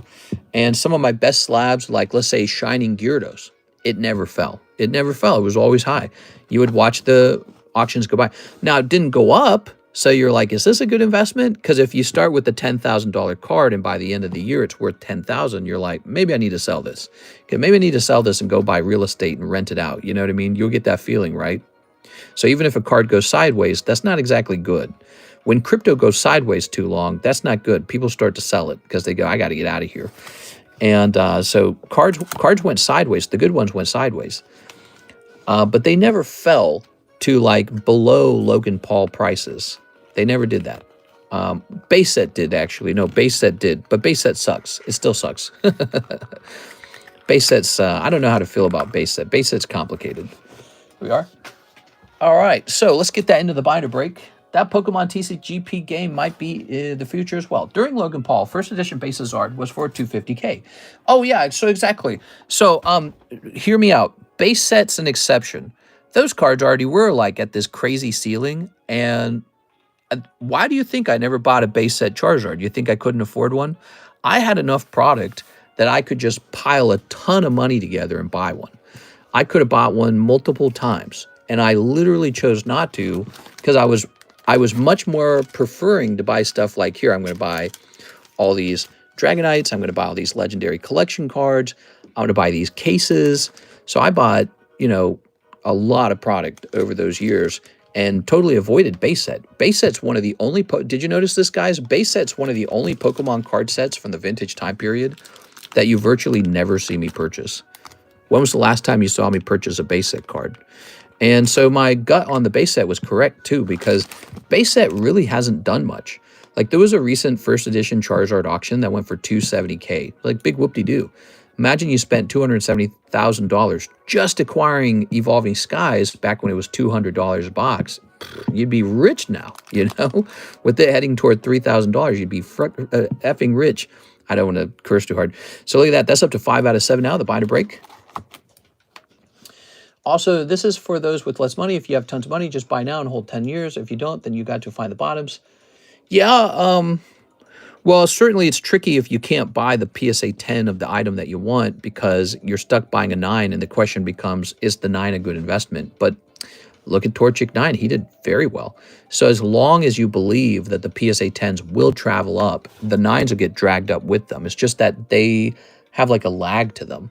They require the 10s to go up before the 9s go up. They don't go up in sync with each other, but they follow. You know what I mean? They follow. People give up and they say, I have to buy a 9. It's all I can get because 10s are unacquirable. You know, like we have a PSA 9 for sale right now, actually. Let me show you. You might buy this. Here it is.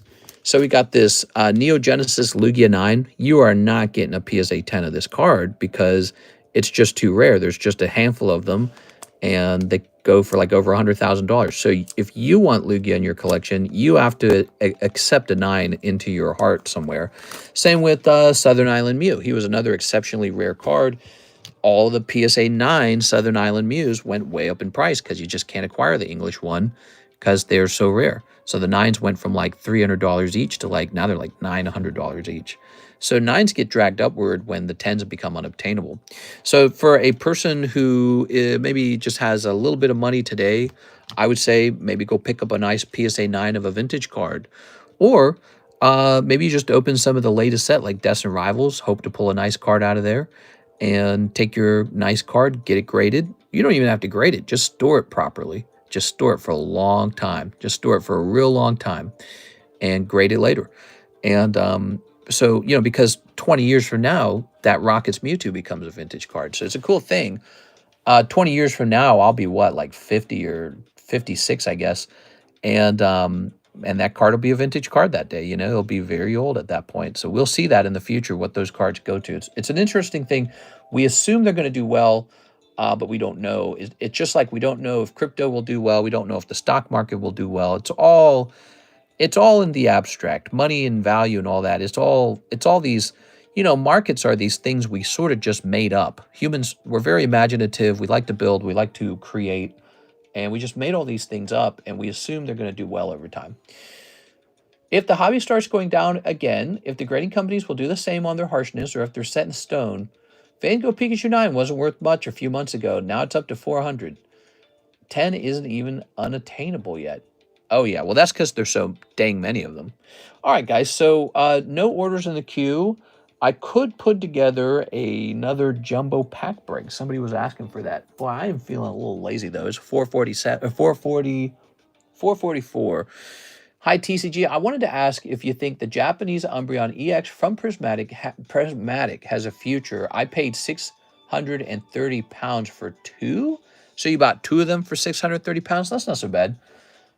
I don't know what they are in the dollar, but do they maybe have a future in your opinion?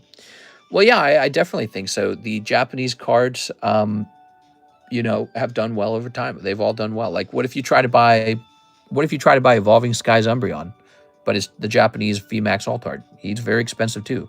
So, but here's the problem. Ultimately, we don't know what the numbers on those cards are.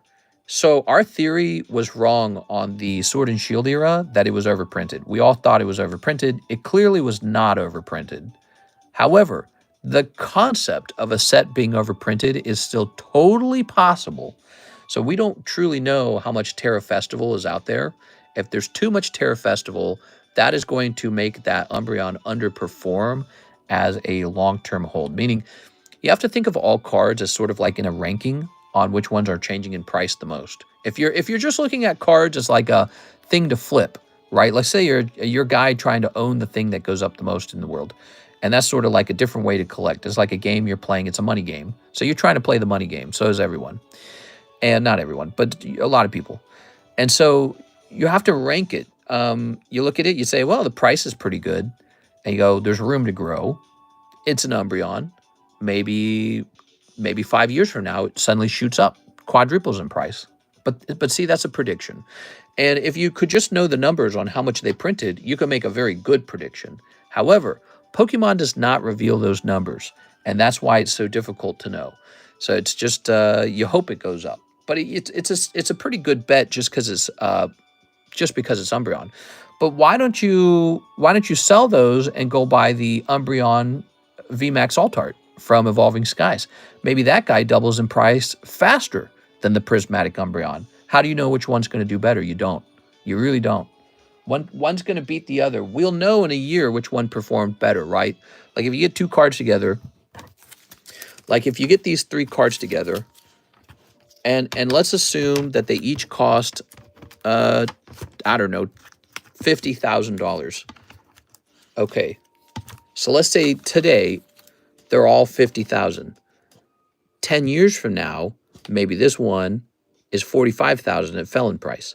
Maybe this one is $200,000. It went up times 4. Maybe this one's $600,000. It went up times whatever that would be, 12. So they won't end at the same price. They started at the same price, but they won't end at the same price. Your job is to pick the one that changes positively the most. But how can you do that when it's so unpredictable? You really can't. For example, I didn't think that the Shining Legends Mewtwo was going to do that well. There were signs it could do well. It's very good looking. It's back in the day, Shining Legends was a top-selling set. People loved to pull that card. But I thought, oh, well, you know, it's just some Mewtwo in a tube. And, you know, no one talks about it. Now it's like a $4,000 card. I had them for $800, and then I did a break on them for probably like $1,000 or something. And I was a fool. I should have just held them.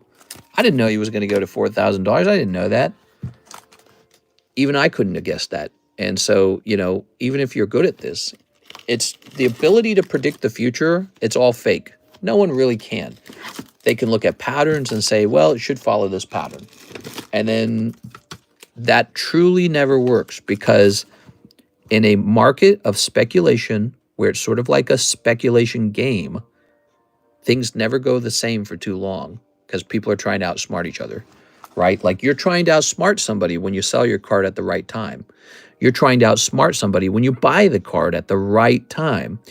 There's a seller going, I'm going to sell my Umbreon for $400. And you're saying, I'm going to buy that because you're a fool for selling it. That's going to go to $2,000 and you don't know it, and I do, right? Or like when you sell it for $2,000, you're saying, you're a fool for buying this for $2,000 because I know it's about to go to $1,500. So here you go, sucker.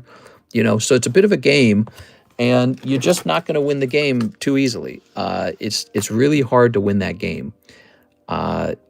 You mostly get lucky, and you can go off of your gut instincts. And I think, you know, Warren Buffett has something to say about it. He just looks for value. So let's say that for some reason, the Umbreon is normally supposed to sell for 400, but this guy has a medical bill and he's in trouble. And so he says, look, I'm desperate for money right now. I have a medical bill situation. Please, I know the market says 400 on this. Please buy it for 300 right now off of me instantly. So you buy that, now you got a special deal on your hands. So that was a moment where you kind of did make money, as opposed to just trying to trick the overall market. You found a weird opportunity, and those opportunities don't arise every single day, but they do arise occasionally. And that's sometimes where you make some of your best money, is just, you know, there's an emergency going on, or there's a guy who really hates his card. He's so tired of it. He just, please take my card. I hate it. Why did I buy this? Or my wife is going to divorce me if I don't sell this card right now. Please buy it. That's where the money's made sometimes. It's in the mistakes. It's in the emergencies. It's in the unusual moments, like when Sam Bankman-Fried caused Bitcoin to go to 15,000. It's in those unusual moments when a lot of money is made. Overall, though, you're just storing money into cards, and it's not changing too quickly if you're just buying every single day. So, you know, so I always have a mix of cash and Pokemon cards, and the cash is in case something shows up. And so I keep a little bit of cash laying around, and then I just always buy something that I think looks good, whether the market is high or the market is low, because the theory is if Pokemon cards in general are a good thing to hold, then it shouldn't matter in the long run what happens. You know, if you try to predict the market, you're not going to be consistent. You're going to fail eventually, and that's what happens in the stock market, and that's what happens with crypto too. The more you try to predict it, some people do manage to predict it, but I think a bit of that is luck. Some of it might just be very good guts, instincts, you know.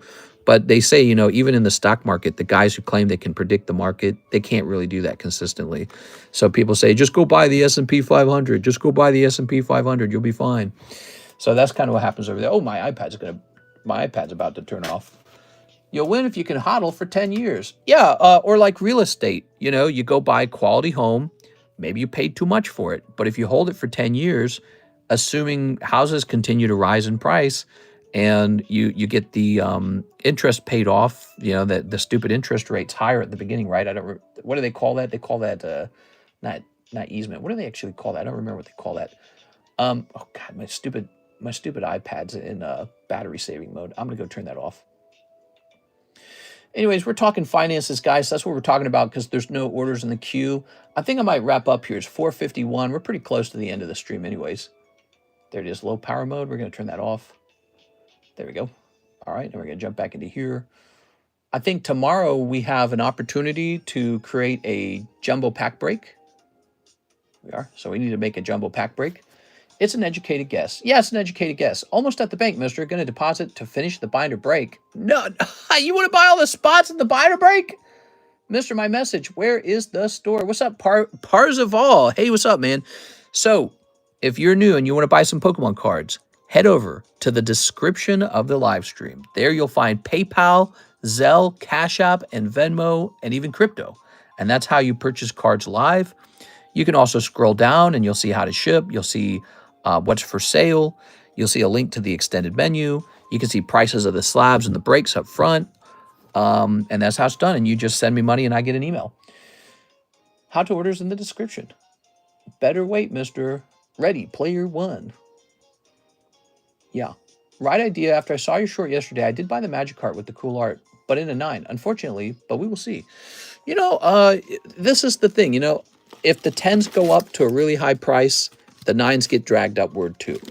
And so it's not such a bad thing, but you'll have to wait for the 10s to do well to see a change in the 9s.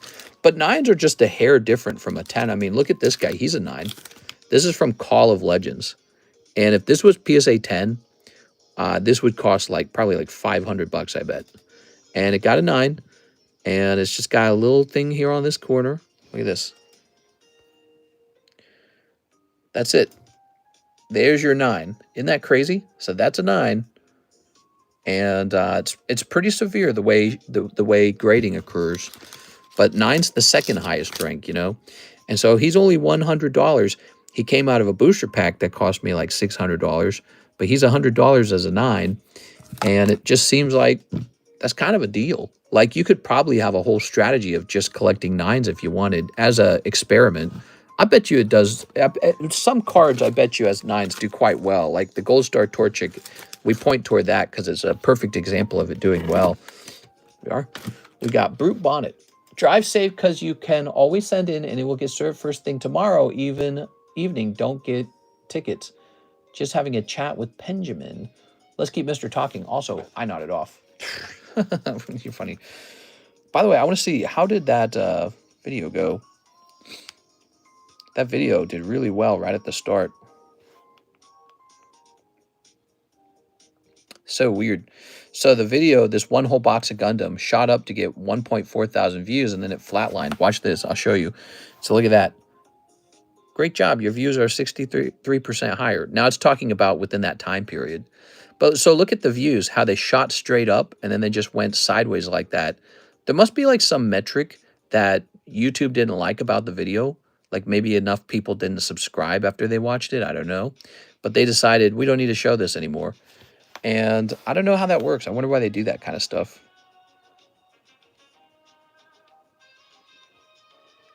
Good thing when Charizard hits, he does not lose his rings like Sonic. Oh my God. One last question. I got 2 prismatic evolutions. Shall I keep them sealed or open for that Umbreon? That is one of the most common questions. Do I keep my product sealed or do I open it? If you leave it sealed, it's very easy to sell sealed product. If you open it, you have a chance to pull a chase card out. That's the reason why sealed product sells. It's just up to you. Do you feel like opening some Pokemon cards? That's all it comes down to. You know, like it's that part of your lifestyle to open up some Pokemon cards. Do you have good odds of pulling anything out of there? Hell no, dude. Your odds are bad. But it's like people still open Pokemon cards. So you should do this. You know, if you really want to hold on. Here we go. Mr. Gabriel sent in an order. So if you really want to enjoy yourself, maybe you should hold on to some product and leave it sealed, and then just buy some fresh product and open that. So you have some that you leave sealed. Like let's say you open 1 booster pack and leave 1 sealed. Then the next day you buy 2 more packs. You leave 1 sealed, you open 1. So you're always leaving 1 sealed and you're always opening 1. You see what I'm saying? So you could do something like that. I just opened a whole box of Gundam tonight for myself. All right, Gabriel says binder, $50. Binder? So Gabriel, that is $50. I have a suspicion you're about to send $30 more. I'm a little scared for you, man, because if you miss this, you're not going to like it. It's not going to be pretty. I sent 2 payments. Oh, I see. Okay. You got to sing, should I open it or should I keep it sealed?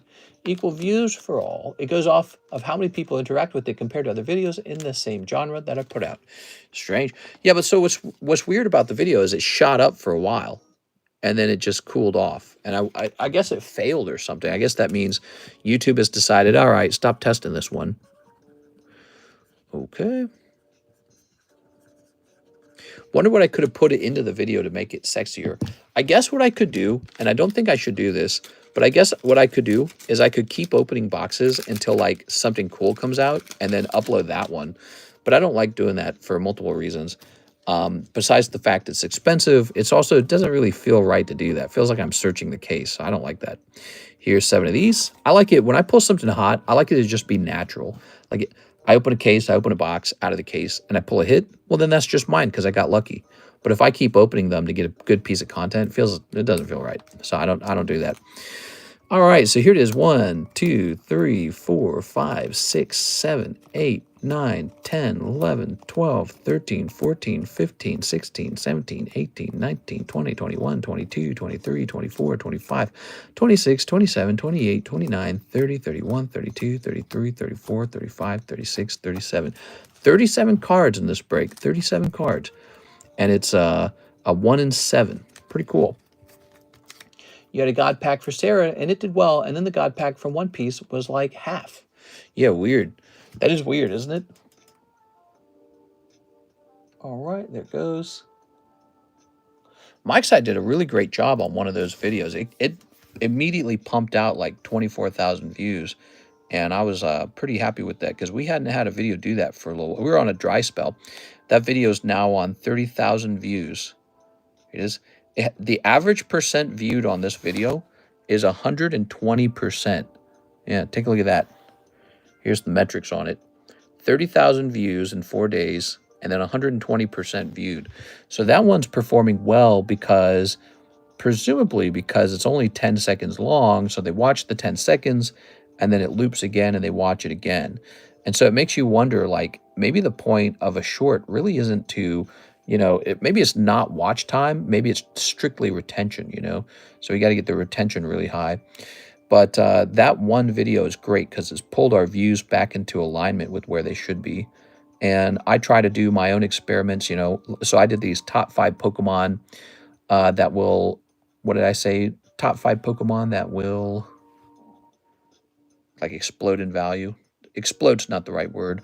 But that video is doing well, too.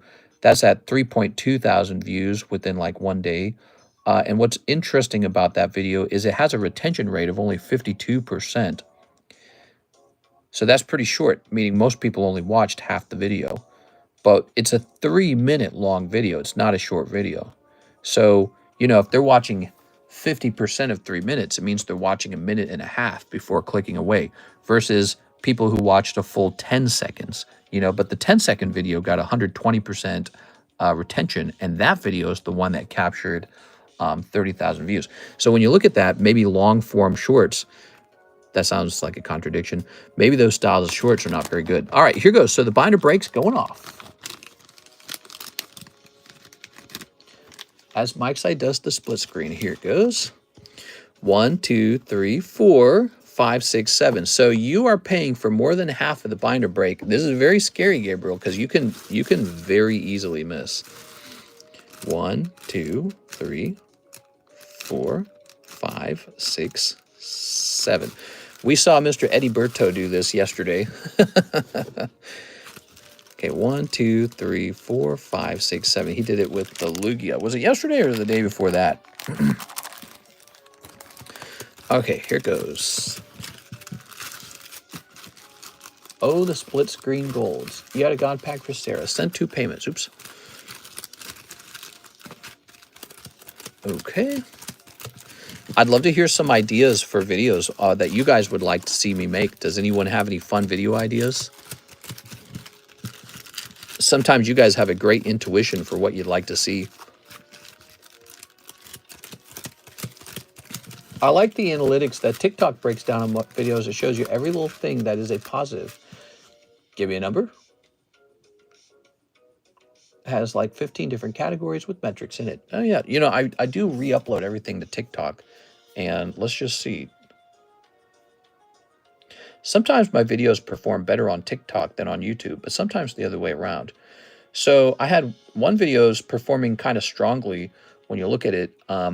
This one right here has 9,000 views, and that's where I'm showing off 2 cards that changed it. Oh, you guys didn't get to see that on the main YouTube channel. That's on the secondary YouTube channel. Okay, you guys said 3. 1, 2, 3. So that has 9,000 on TikTok, but it only has 100. Well, it only has 1,700 on YouTube, but it's the second YouTube channel. Here we are. Yeah, so that is I have 2 YouTube channels now, so that we can post more than 1 short a day if we want. And I posted that content over there on the bonus channel. The bonus channel, I might put like the lame content on the bonus channel more, like content where I say what breaks are going off and stuff like that. I might like advertisement kind of videos. I'm entertained by the little cute cuts to memes during the shorts. Yeah, okay. You like memes during shorts? That's a lot of hard work to do that. You know, if I really wanted to do that, I think I would need to change my system of operation. I'd need to upload. If I record a video on my phone, I need to upload it to a proper editing machine software, and then you can do it very easily over there, what you're describing. Give me a number. When did you do a top 5 Pokemon you think will blow up? I want to watch that. Is it really old? No, I just posted that one. Yeah, that one's just been posted. we post content pretty regularly, so lots and lots of shorts. We tend to post shorts. That's our favorite format. And so you guys got to subscribe for those shorts and keep an eye on them because sometimes they're pretty fun. Okay, Hawaiian Rifleman says 7. Now, we can't do 7 because 7 is 0. It would just rotate all the way around. Cobra Libra says 6. We can do 6. 1, 2, 3, 4, 5, 6. There it is. Okay. Yeah, there's 7 spots in here, so 7 would just give you 0. Okay, you ready? As if we didn't shuffle, or as if we didn't split it. Andrew on 1. Bloop. Gabriel on 2. Oh, Gabriel, you are so lucky, dude. You are so lucky, because I swear to God, when people go deep like that, for some reason, it's just like bad luck. I was prepared to tell you that you missed. It's like emotionally stressful for me, the host. All right, so that's going to be Isaac. Oh, these have to line up. Don't celebrate too fast. Let's make sure these line up. So Gabriel. Darren Thompson. Sorry, Darren. And Gabriel. They lined up. You're all good. It's yours, man. That's a warning. Whenever we do a break, let's say there's 7 spots, but I got 8 packs out. Oops. So then it's not a legitimate run. So gotta temper yourself before you get it. You gotta celebrate after all the packs are open. That's the rule. Celebrate after all the packs are open. All right. Congratulations, man. That's pretty cool. Okay, let's grab this over here. We'll grab this pile. You could also use your new channel to promote this channel. Sure, we are. Well, that's kind of the point of it. 1, 2, 3, 4, 5, 6, 7. Actually, I should ask ChatGPT what it thinks about the second channel. We are. If it thinks that there's some way to optimize that channel, or if it's even useful. Okay, we'll take that chase card back from you. So we are ready to make a fresh jumbo break and a fresh binder break. We need both. Look at that. So these are all yours now. He got this whole stack for 40 bucks. I mean, I watch how much product you guys open. You do not get a whole bag of cards for 40 bucks. You guys have to open hundreds of dollars of product to get this much stuff together. We are, and thank you. Some people made little donations here and there, like Tammy donated these little cards here. That's very generous of you, Tammy. You didn't have to do that. We are, so very nice. I think people just like the idea of having a place to donate. That's all yours now. Wow. Is your new channel linked on this channel, or what's it called? It's called the Cardconomist Clips, I'm pretty sure. I don't think it's linked, because I don't think I did anything to link it, because you probably have to take some steps to do that. But we made it, so here's the problem. Mike's side makes shorts, I make shorts. We both make shorts.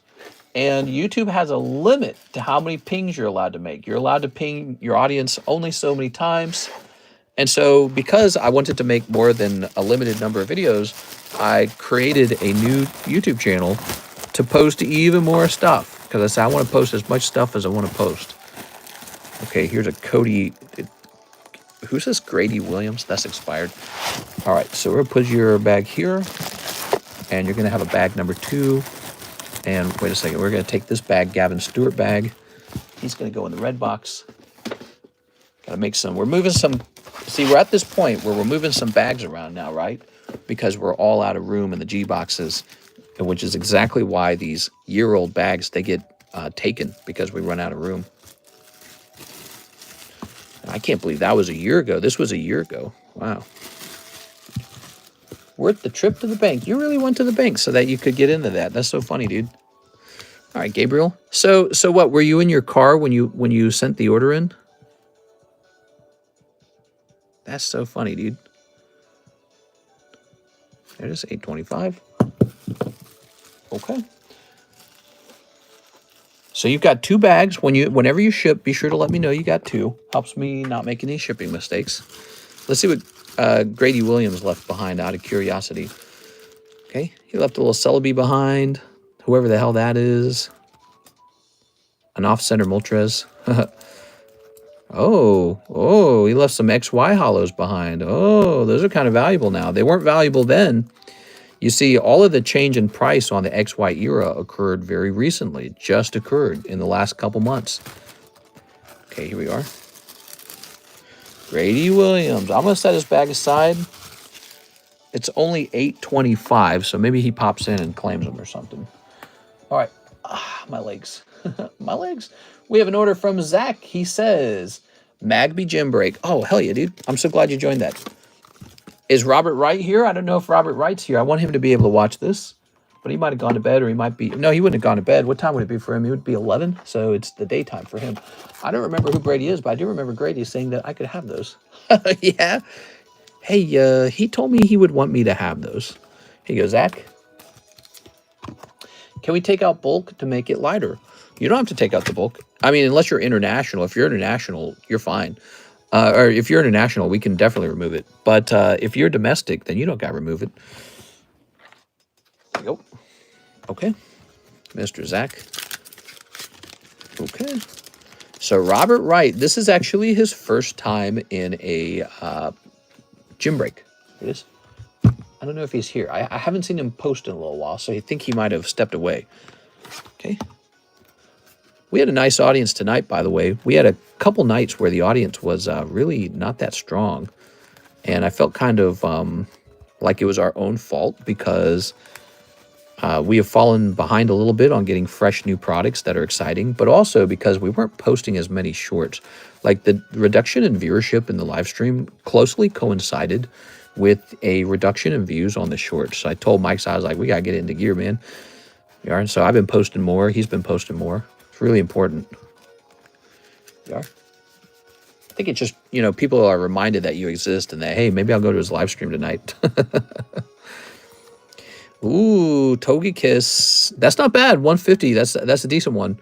It can be beaten, but it's not bad. 150 is not bad. All right, Zach, you ready? Oh, it doesn't beat Electivire. So round number 1 goes to Mr. Zach. Okay, round number 2. Okay, that's Zamazenta. Not the best. He's kind of a weaker one, actually, but there are weaker cards than Zamazenta. And, oh, for example, Rapidash. Okay, you're all tied up. The next round decides. Ooh.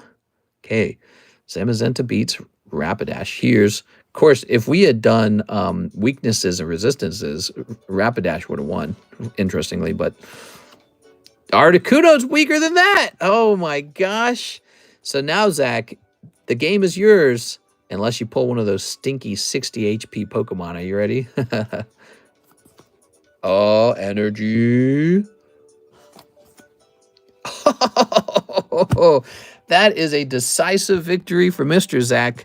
This is the strongest card in the deck, 340, Skeledirge. So he's 350 because of the energy card, right? Is it by 10s or 20s? It's by 10s, yeah. So, is it? I don't remember, actually. Yeah, it's 10, right? What are energy cards worth? Are they worth 20 HP or 10 HP? I think it might have been 20.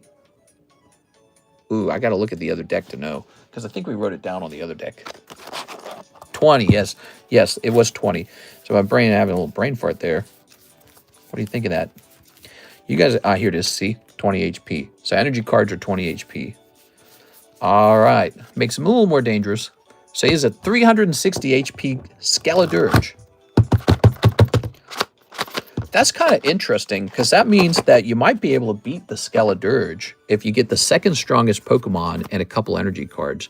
Like, what's the second strongest Pokemon? It's 310, 310, 330.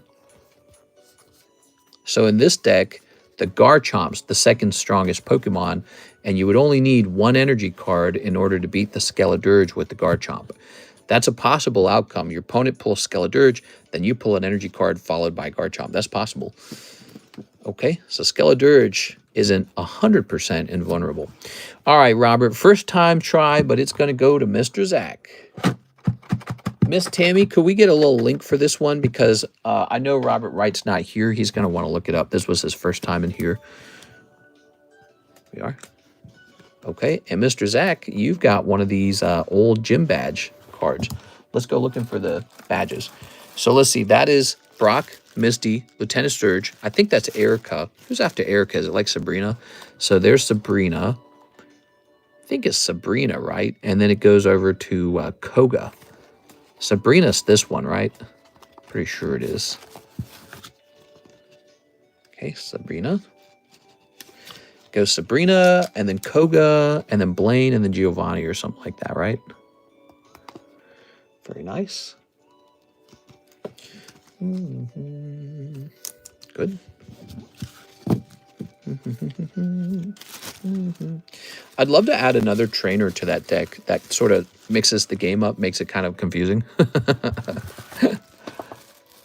That's really what the trainers do, isn't it? The trainers just make the game a little more confusing. All right.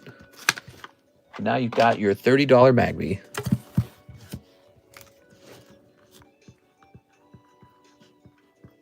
Okay, better luck next time, Mr. Robert Wright. And so now we don't have a gym break anymore. We have no gym breaks.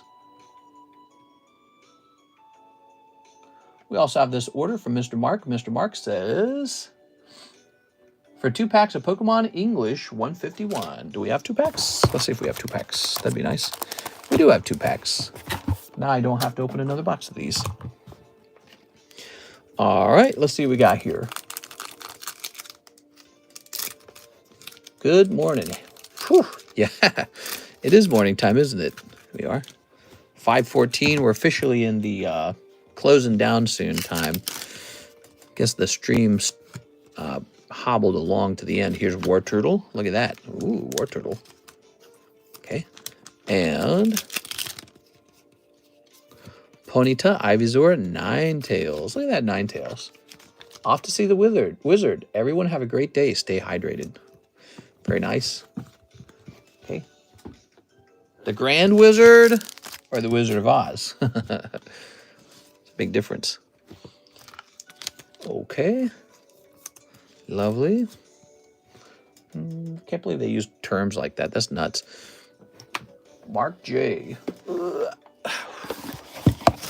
Mark J. He's become a big deal. We like you, Mr. Mark. Thanks for all the entertainment. Mark opened up a 151 UPC today and a Charizard UPC box today. How wild. That's a big deal, dude. Really appreciate it. Okay, I think we are done. It's 5:16, and there are no orders in the queue. So I think that's great. We had a nice daytime stream. We had a nice nighttime stream. I like you too, Mr. No Homo. Oh, thanks, man. Whew. So for tomorrow, tomorrow's Tuesday, and hopefully something cool shows up in the mail. That's why I'm hoping, because I've ordered stuff, but it just hasn't shown up yet. And we're planning to do a vertical stream for Tuesday. So Tuesday, daytime stream, vertical stream. This time, we want to have a full vertical stream. We don't want to give up part way just because everyone's complaining. We want a full vertical stream, 2 hours long, hopefully. And this will give us a true reading on whether or not the algorithm treats that stream differently, because Mike Side and I were looking at the post data results of that stream, and we think it was showing us off to people who would otherwise never check us out. So this is our theory. Normal YouTube streams get shown to people watching normal YouTube videos, whereas the vertical streams, we think, get shown off to people who watch shorts. So we think it's 2 different groups of people.